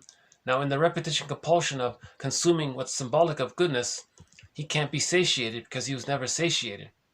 It's a repetition compulsion. So his greed is meant for him to tell him that he had an attachment failure where he wasn't satiated at the breast. He wasn't fed properly, basically. Right? So greed comes from there. Right? Greed and the frightening rumble of psychic hunger. Now with greed, the demand for love creates the fantasy of a withholding object. So even if they get something they want, they think they were rejected. See, it's like a hole there. It's insatiable. Hold on a sec. Okay, let's put the heat back on. It's minus outside. I don't know if you can see the wet. No, there's no snow, but I don't know. Can you see the outside? It's pretty cloudy. See, if I were outside right now, I'd do a little walk around.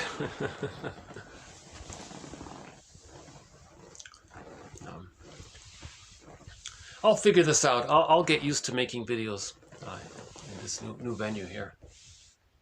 This is my second attempt in this room here.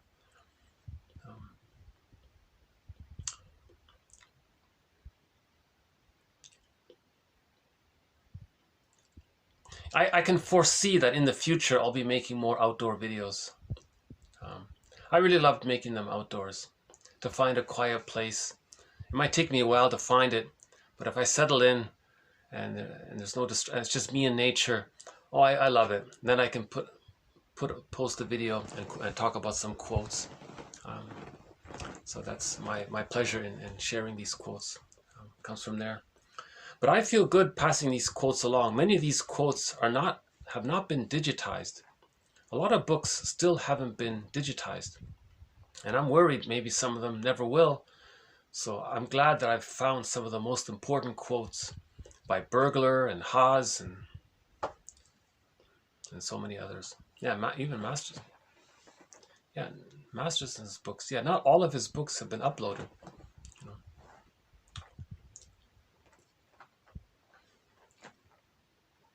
So we'll have more quotes on this idea about greed.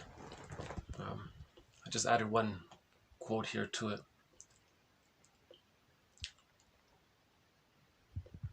And yeah, maybe I should play that one about rabbit is up to tricks.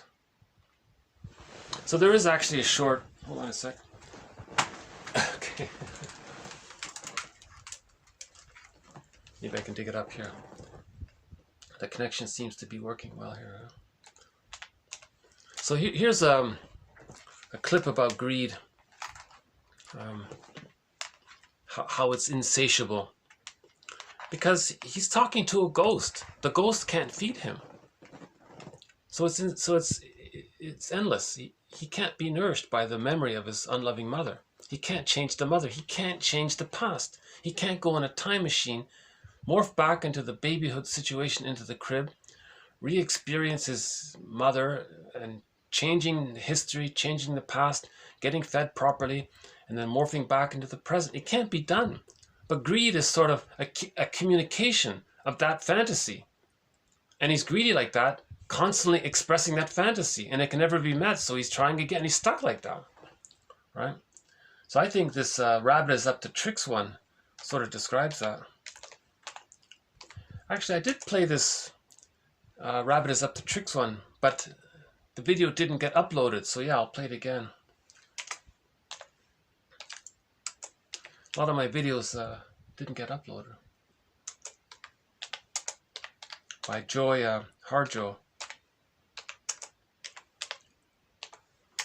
So have a listen to this poem here.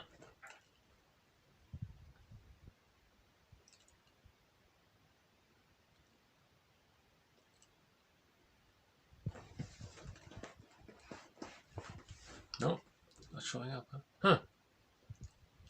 Oh, it's slow again, huh? Okay, here we go.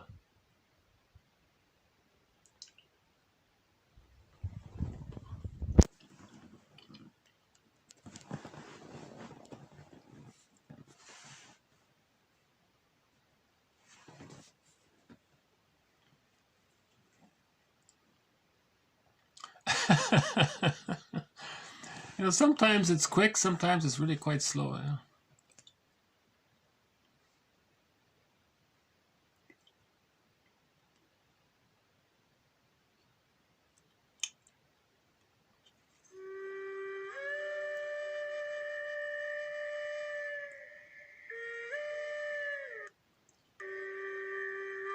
In a world long before this one, there was enough for everyone until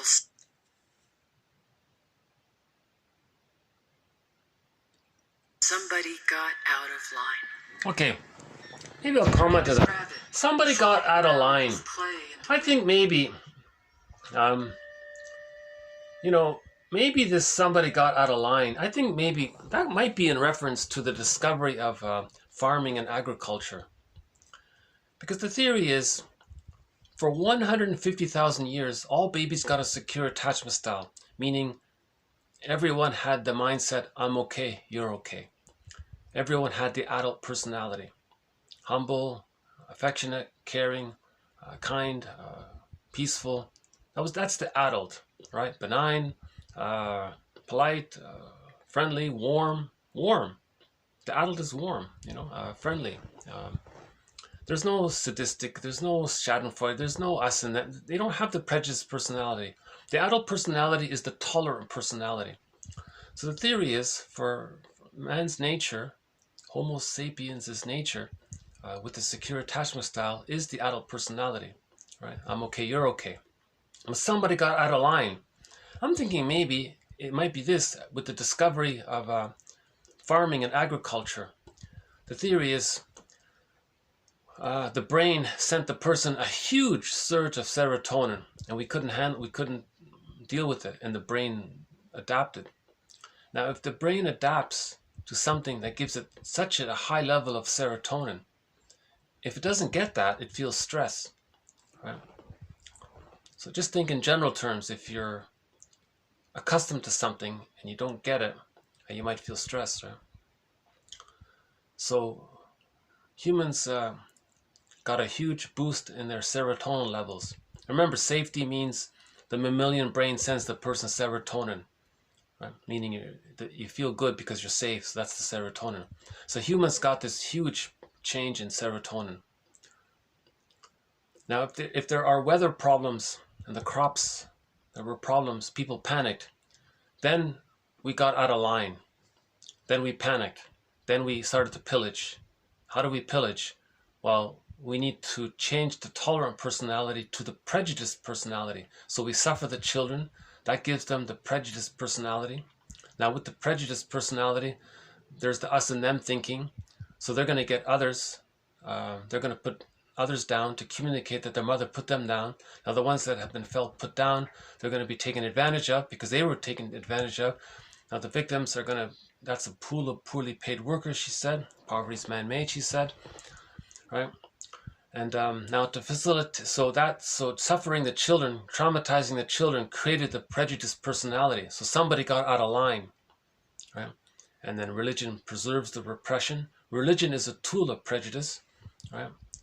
Now the victims of the prejudice use the same religion for the rescue fantasy, but the serotonin seekers, the panicked ones, they're using religion to justify, well, we're okay and they're not okay, so it's okay. That's how how they argue away from the painful. To get away from their trauma. That's how they argue out of their trauma. And then there are other factors as well. So I'm thinking maybe that's what happened. But anyways, just a theory. Tentative In a world long before this one, there was enough for everyone until somebody got out of line. We heard it was Rabbit, fooling around with clay in the wind. Everybody was tired of his tricks, and no one would play with him. He was lonely in this world. So Rabbit thought to make a person. And when he blew into the mouth of that crude figure to see what would happen, the clay man stood up. Rabbit showed the clay man how to steal a chicken. The clay man obeyed. Then Rabbit showed him how to steal corn. The clay man obeyed. Then he showed him how to steal someone else's wife.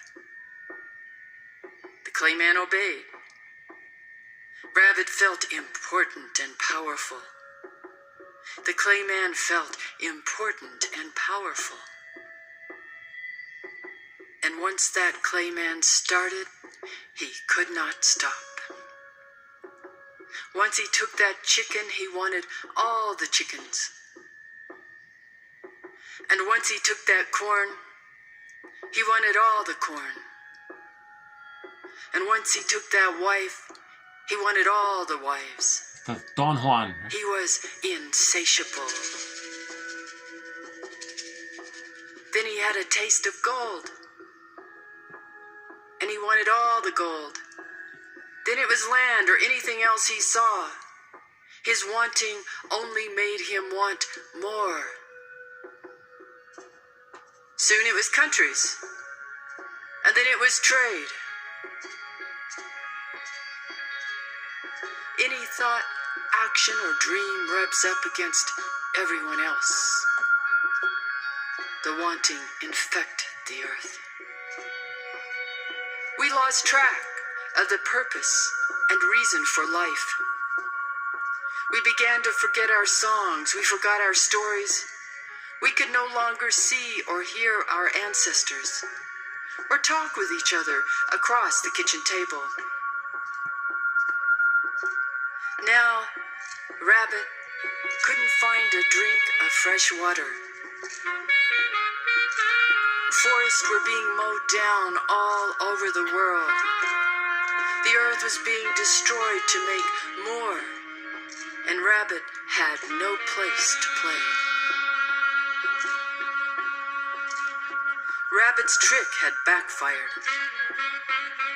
and now his clay man was too consumed to run with him.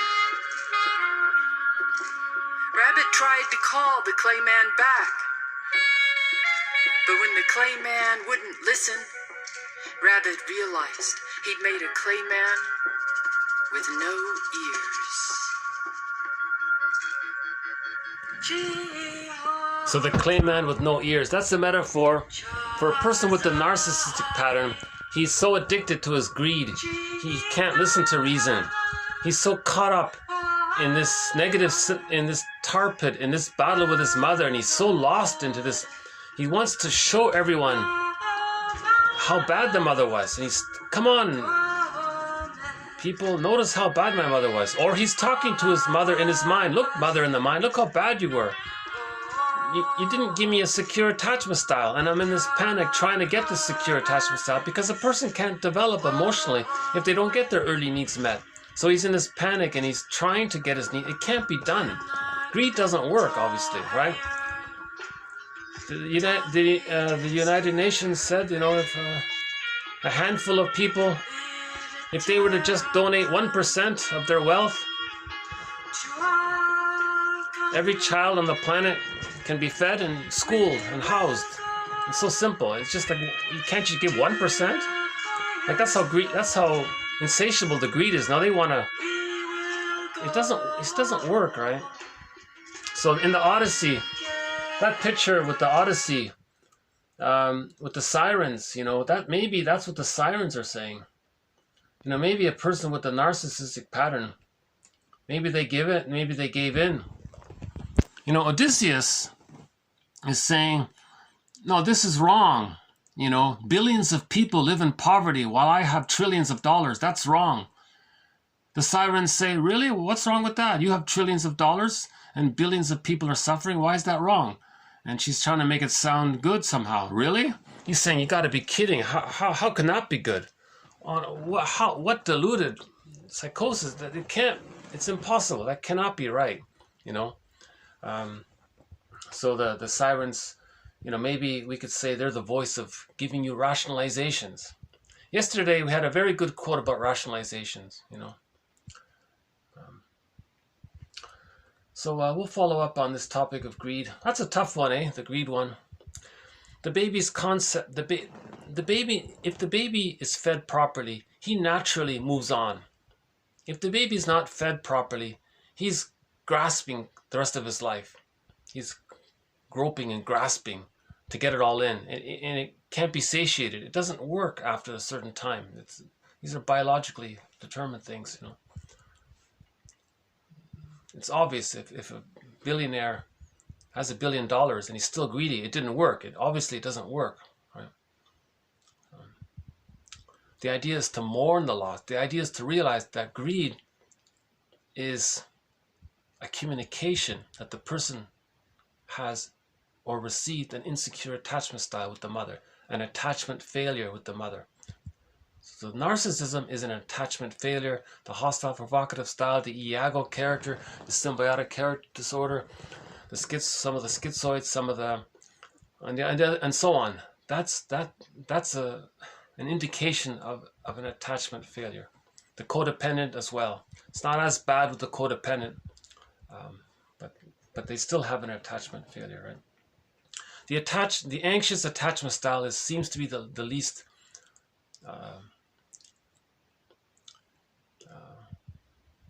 They still have hope, right? So that's why we say maybe it's the least harmful, and they don't hurt others. If anything, they help others too much at their expense. So, ideally, all children graduate past 18 months emotionally. Then there'd be no narcissism, no bullying, no iagos, right? No detached, you see. If the world were comprised of codependents and healthy people, okay, wow, that's a safe, that's pretty good, right? Because the codependents will serve the healthy people, and the healthy people will lead, right? But there are not enough healthy people, and all the codependents, they serve the narcissistic people, and things get, right, like that poem there. So the idea is to get more of the people in the 70%, move them into the 30%. The theory is 30% have a secure attachment style, and 70% have an insecure attachment style. So a guy named Michael Mead, he says, we need more of our curmudgeons to become elders. He said, we need more of our curmudgeons to go on the hero's journey. It can be done at any age, so that they can become an elder. He says we need more elders. If we have more elders, that means we have more adults, right? Anyways. Okay, a couple of more here. How are we doing? Okay. Arlo. Okay, Arlo describes psychoanalysis as essentially a metaphorical enterprise. Okay, now a metaphor, okay, represents an outcropping of unconscious fantasy. So metaphors touch our unconscious fantasy. So the metaphor of getting the key out from under mother's pillow, that touches the unconscious fantasy of wanting to differentiate. Right? So that metaphor of picking up the golden feather, that touches the unconscious fantasy of wanting to get in touch with our feelings and to feel alive. You see? So psychoanalysis is essentially a metaphorical enterprise.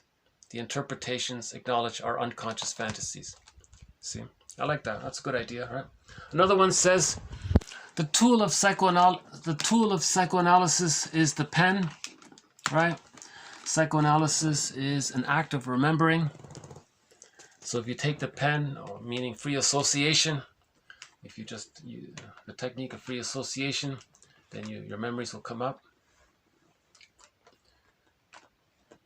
Okay, we have a thread on what's called transference, where you transfer your experience with a parent into the present. So you as a child had an experience with a parent, you transfer that into the present. So you might transfer yourself as a child into the present, you might transfer your parent onto your friend or the therapist, and then you're replaying it, right? So quote, he says, you may have similar feelings towards me as you did towards your father or grandfather or parent or whoever. Again, quote, it seems that you might be having similar feelings towards me, right? Those feelings being similar to those feelings that you had towards your parents.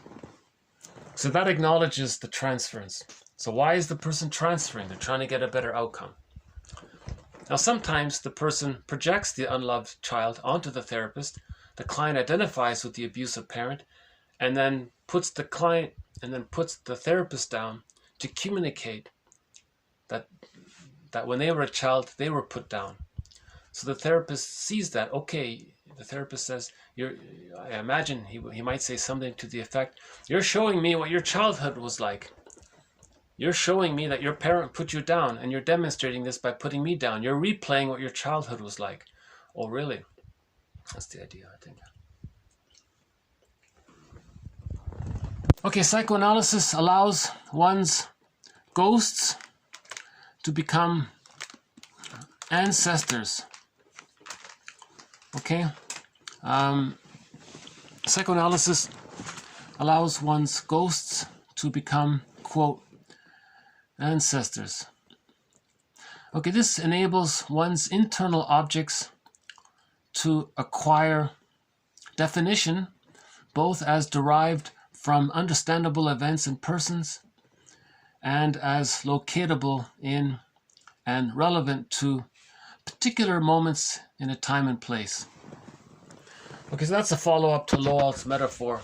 He says our traumatic memories, they're like phantoms or ghosts, and the ghosts want to be laid to rest and be converted into ancestors. So in the story of Orestes, right, when he separated from his mother, he felt the furies. Those were the ghosts. That's the persecutory anxiety. So he felt his anxiety of separating from his mother, but he had to do it because he wanted to find himself. Those feelings of persecutory anxiety, he accepted it. Now those feelings become feelings that he can accept. Now when you can accept your feelings, the metaphors, they're like protectors of you because you're in touch with your feelings. When you're in touch with your feelings, you're protecting yourself, right? So they're the sentries, they said.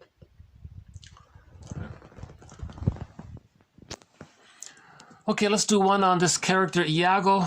Yeah, that's a tough one here. Okay, I always have to breathe here when I talk about Iago, because he's got to be the most traumatized one, right? Iago doesn't even bother with greed. He gives up on greed. He doesn't even want greed. He sees everything as good. He sees everything as a reminder of something that could be possibly symbolic of goodness, and automatically he's triggered of being unloved. And envy means hatred of the good. So Iago is the poster boy of envy. So if something can remind him of something being possibly symbolic of good, he wants to see it damaged, so he's not triggered of how he wasn't loved. And he's stuck there in this state of constant envy. So he wants to see everything around him damaged. So he's the guy that spreads rumors around. And in the story with Iago, he had all these tragedies that he created just through spreading rumors. So he's the guy that works behind the scenes to get others against themselves, and he enjoys how others are being damaged, right? Because he's stuck in envy. He's stuck trying to communicate to his mother in the mind. Look, mother in the mind, look how badly you were with me, and I'm angry, and I'm showing it to you, right? So a good example of the Iago character, by the way, is that Freddie Carter in the comic book series. Let's see, do I still have it? Hold on. It might be somewhere in here.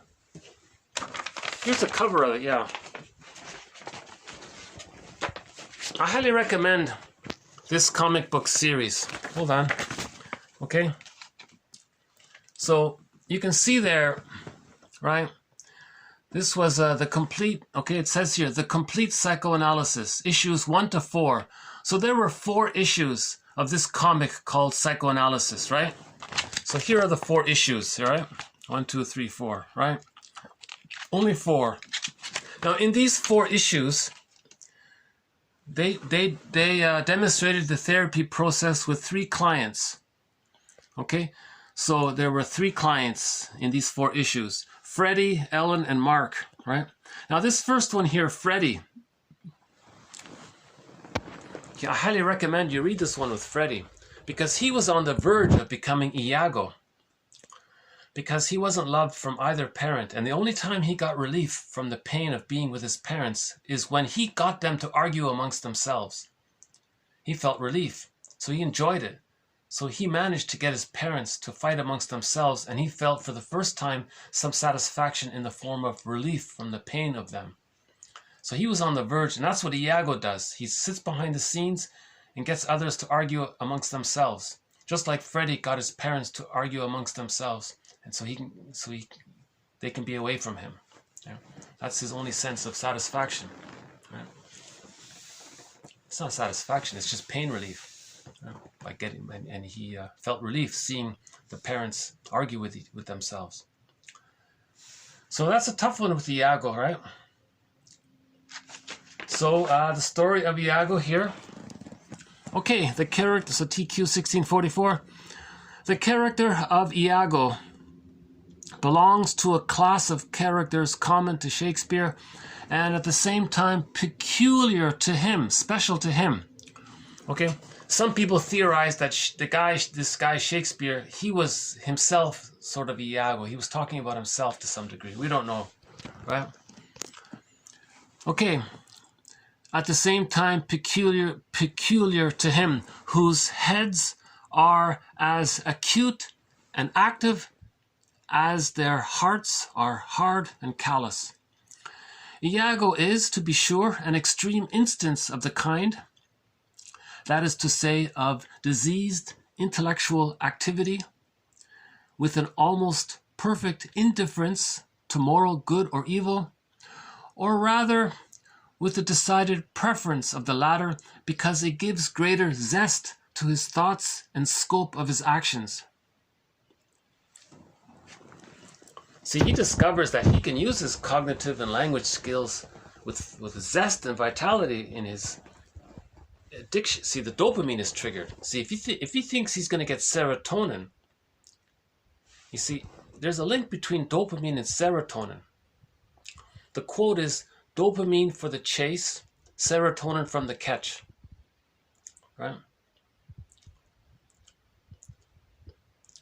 So, when you're in the supermarket and you're looking around for your favorite cookies, that's dopamine that's making you do that, right? Because it's the pursuit, it's the chase. So you feel excited. So dopamine for the pursuit and the chase. Now, when you find the cookies on the shelf, you feel a little better. So when you get the result, when you get the cookies, you feel safer. The sugar tricks the brain to thinking you're safe. Then you get serotonin. Then you get the serotonin. So dopamine for the chase, because when you get the thing that you're chasing, you then believe that that thing, whatever it is going to make you feel safer. Then you get the serotonin. Now, in the case of Freddie and Iago, they're going to chase some way to get their parents or others to argue amongst themselves. Now, when they accomplish that, he feels safe, then he gets serotonin. You follow? Okay. So dopamine for the chase, serotonin from the catch. So Iago is in the chase. What does he want to get serotonin? He wants others to fight amongst themselves and all these tragedies there. That's the result. So the chase, the dopamine. So now he says zest. So the excitement of the chase, he says here, zest and vigor to his thoughts. And so he's excited. So his excitement is to get the serotonin. But how does he get serotonin? His only way of getting serotonin is to see others argue amongst themselves. He doesn't get serotonin from other things. That's his psychic structure. He's frozen there. He's stuck there. That's his trauma there, you see. So this difficult character of Iago, Glass has an article about him. He calls him the poster boy of moral sadism, psychological sadism, or the epitome of envy and all this. So he's a despicable character and all that.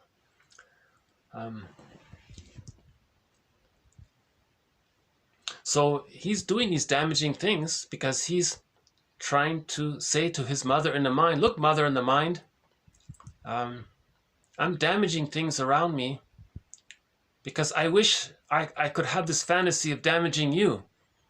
Because if I could show my anger towards you, maybe you'll change your ways and love me. I'm stuck there. So he's going to damage others to communicate that he wishes his mother could see that he wishes he could hurt her so that she could change her ways. So, and it's like Sisyphus. He spends his whole life in a state of envy. So his main emotions are hate and envy and schadenfreude and the excitement of the chase. So first he's got the hate. Then now he's excited for the dopamine to chase. So hate, okay. So envy is hatred of the good. So first there's the hate, then there's the envy. So his goal, okay, so from that, he's going to refer to his neural networks of how he got satisfaction. So when he was a child, let's say Iago's Freddy, when he was a child, the only way he got serotonin is when he managed to get his parents to argue amongst themselves. So that effort to get his parents to argue amongst themselves, that's his dopamine. Because the result is the catch. The catch for Freddy and Iago is to see that their parents argue amongst themselves. Now, when he accomplishes that, he gets relief. Then he feels safe. Then he gets serotonin. Right? So dopamine for the chase, serotonin from the catch. You see? For most people, it's very benign, right? Buying cookies. But in these diseased, what do you call here? Disease, psychological disease. Diseased intellectual activity, he said. So people like Iago, we don't say that, it's awkward to say that they have a mental illness. It's a metaphorical mental illness. It's an emotional illness. It's an emotional disease or something. There's an emotional illness, an illness of the soul or illness of the mind. Or they're in a lot of unconscious psychic pain.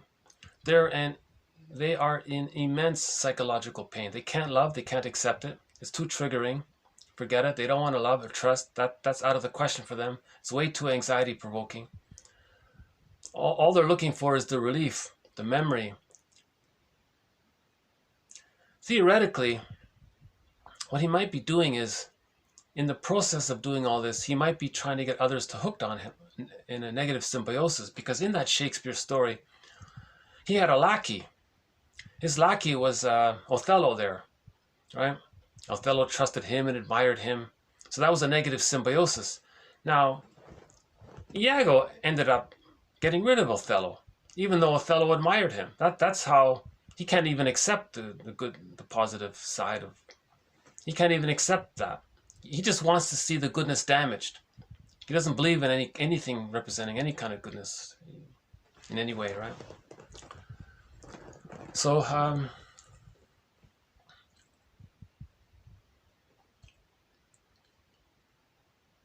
yeah, so their humor is very black, very sardonic, very negative. It's always put down, and their infantile megalomania is preserved. Now notice, they say very shocking things. They always say the most disturbing, shocking things to maintain the one-up position. They want to convince you of their intellectual superiority. It's fake. So they shock you and confuse you. Then they put themselves in the one-up position. So they'll say the most shocking, disturbing things. Actually, that interview with Robert Bly and Marion Woodman at that dinner table, there was a guy like that on there. And he was saying some shocking, disturbing things, you know. So he's like that guy there. People who say these shocking things, you know, like, I can't even repeat them. I don't even want to repeat it. What they're doing is when they say these over-the-top, shocking, frightening, terrifying things, what they're doing is they're trying to preserve their one-up status. They want you to think that they're in the one-up position. If they shock you and they scare you, that puts you in the one-down position. That puts them in the one-up position. Right? So they're preserving their infantile megalomania. So of course Iago and Freddy are taking refuge, back to that first quote there, they're taking refuge in the grandiose part self. The grandiose part self is meant to be existential hearsay by the age of 3. The primary narcissism is meant to be let gone by the age of 18 months, but they're still taking refuge in it. So they have to cling to that. And all of their energy is to preserve that. So they're always putting others down to preserve their infantile megalomania. And they love being able to fool people with rationalizations. So they'll use knowledge for that purpose. They're not using knowledge to heal themselves. You know. So that's something to... See, people with the codependent pattern need to be aware of this because they're fools, right? They may... a lot of women with the codependent pattern, they may marry an Iago type and think that they're strong and or something. The Iago type, in a way, I think, is sort of an inverted, closeted, secret, covert version of the hostile provocative attachment style. maybe it's even worse, because at least the bully is trying to create a negative symbiosis. At least the bully wants the lackey there. And I don't think he wants to destroy his lackey. But the Iago will destroy his lackey if he... So I think maybe Glass is right. Glass is saying it's got to be the worst. And this quote here is saying it's the extreme. Yeah, he's saying it's the extreme diseased. All right, again, the character of Iago belongs to a class of characters common to Shakespeare. Okay, he means a lot of dysfunctional people, right? So, but at the same time, maybe this character is special for Shakespeare, right? Now, these characters, their heads are acute and active, as their hearts are hard and callous, right? Iago is, to be sure, an extreme instance of the kind, that is to say, of diseased intellectual activity, right? We could say a moral disability there, toxic, an extreme toxic masculine. You can't even say that. I'm not sure how to describe it. Anyways, here Hazlitt says here a diseased intellectual activity, a metaphorical mental illness, let's say, with an almost perfect indifference to moral good or evil. He doesn't care. But actually, wait a minute, he corrects himself. Hazlitt corrects himself here. He says, no, they prefer the evil because it gives them greater zest. It triggers their dopamine. All right? Evil triggers their dopamine because when they hurt others, they feel safe and get serotonin. You see? So there's the link between dopamine. If dopamine leads to serotonin, but the person can only get serotonin when they see others hurt because he's operating from the rejection of anything being good. It's only envy. So there's the link there. Okay, let's move on to the next one here. Okay, the next one talks about how narcissism should be lost by the age of 18 months. Okay, in order to assure the maintenance of learning and connecting to the quote I, one must sacrifice one's primordial narcissism. Okay, so if you want to connect to yourself, you got to lose the narcissism. The process of growing up or individuation corresponds with the resolution of the narcissistic aspects of the ego. Right? Okay, next one here. Interweaving psychoanalysis. Okay, interweaving. Psychoanalysis might interweave with other disciplines in the relation to trauma. So we know a lot about developmental trauma, relational trauma. That's what this series is about. And we know a lot about situational trauma, PTSD. What about the intermingling of them? How do they intermingle? Long ago, the jargon for the intermingling of them was traumatic neurosis. That phrase has been lost. Now we're just saying, well, PTSD for situational, and some kind of disorder of the self or something like that. If there's a developmental trauma, well, how do they mix in with each other? That's the question there. Okay, last one here. Okay, all journeys have secret destinations of which the traveler is unaware. Right? So there's a fairy tale called Go I Know Not Whither and Bring Back I Know Not What. A very good fairy tale covered in one of Alan Chinnon's books. Go I Know Not Whither and Bring Back I Know Not What. Unconscious. Right? Lastly, forgiveness is just another name for freedom. Forgiveness is just another name for freedom. That says it, that's the same thing. Forgiveness and the willingness to be emotionally free are the same. Forgiveness and the willingness to be happy are the same. Understanding and the willingness to be happy is the same. It's all the same. Forgiveness, happiness, freedom, it's all the same. Right? So these quotes, I think, are helping us to achieve forgiveness, which leads to emotional freedom. Right? I think this is my longest video. Yeah. 2 hours and 25 minutes. Okay. I hope some of this has been of interest and help, and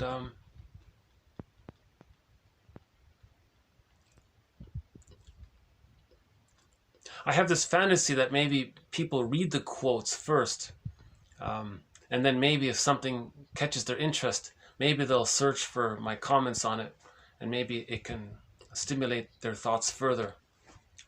I'm only the compiler of these quotes.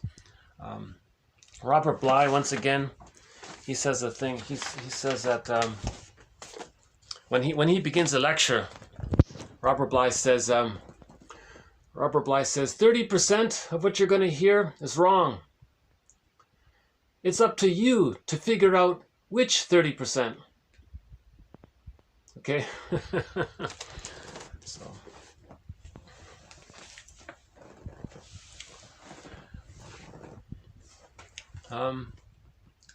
So I'll just wrap it up with our theme song here.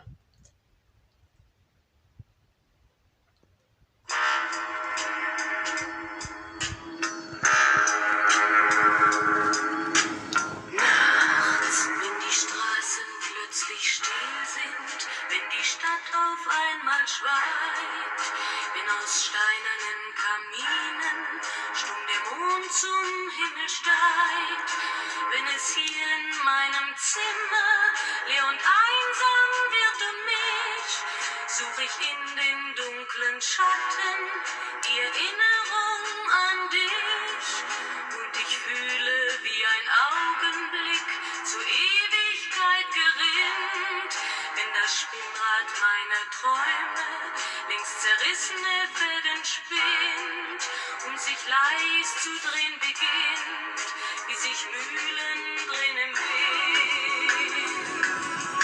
Okay, so thank you very much. This has been TQ 1626 to 1647.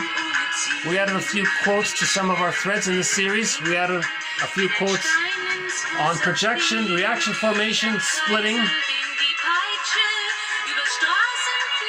Okay, in relationships, idealization and devaluation as a reflection of splitting. One on repression. One on, okay. The dream, like a fairy tale, is a soul story. The dream is a soul story. A myth and a fairy tale is a story of the soul, of the psyche.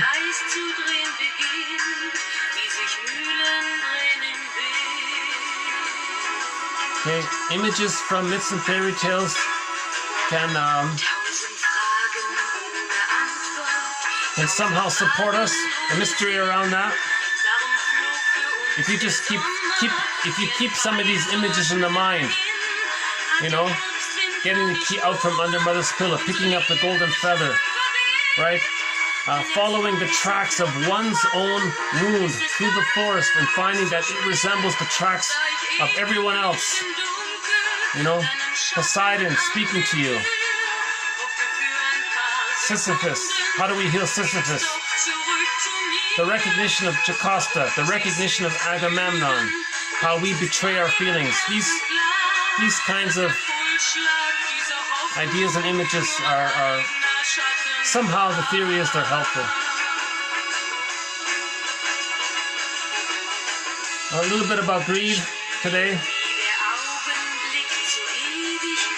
Okay, a little bit about that character Iago. And forgiveness is just another name for freedom.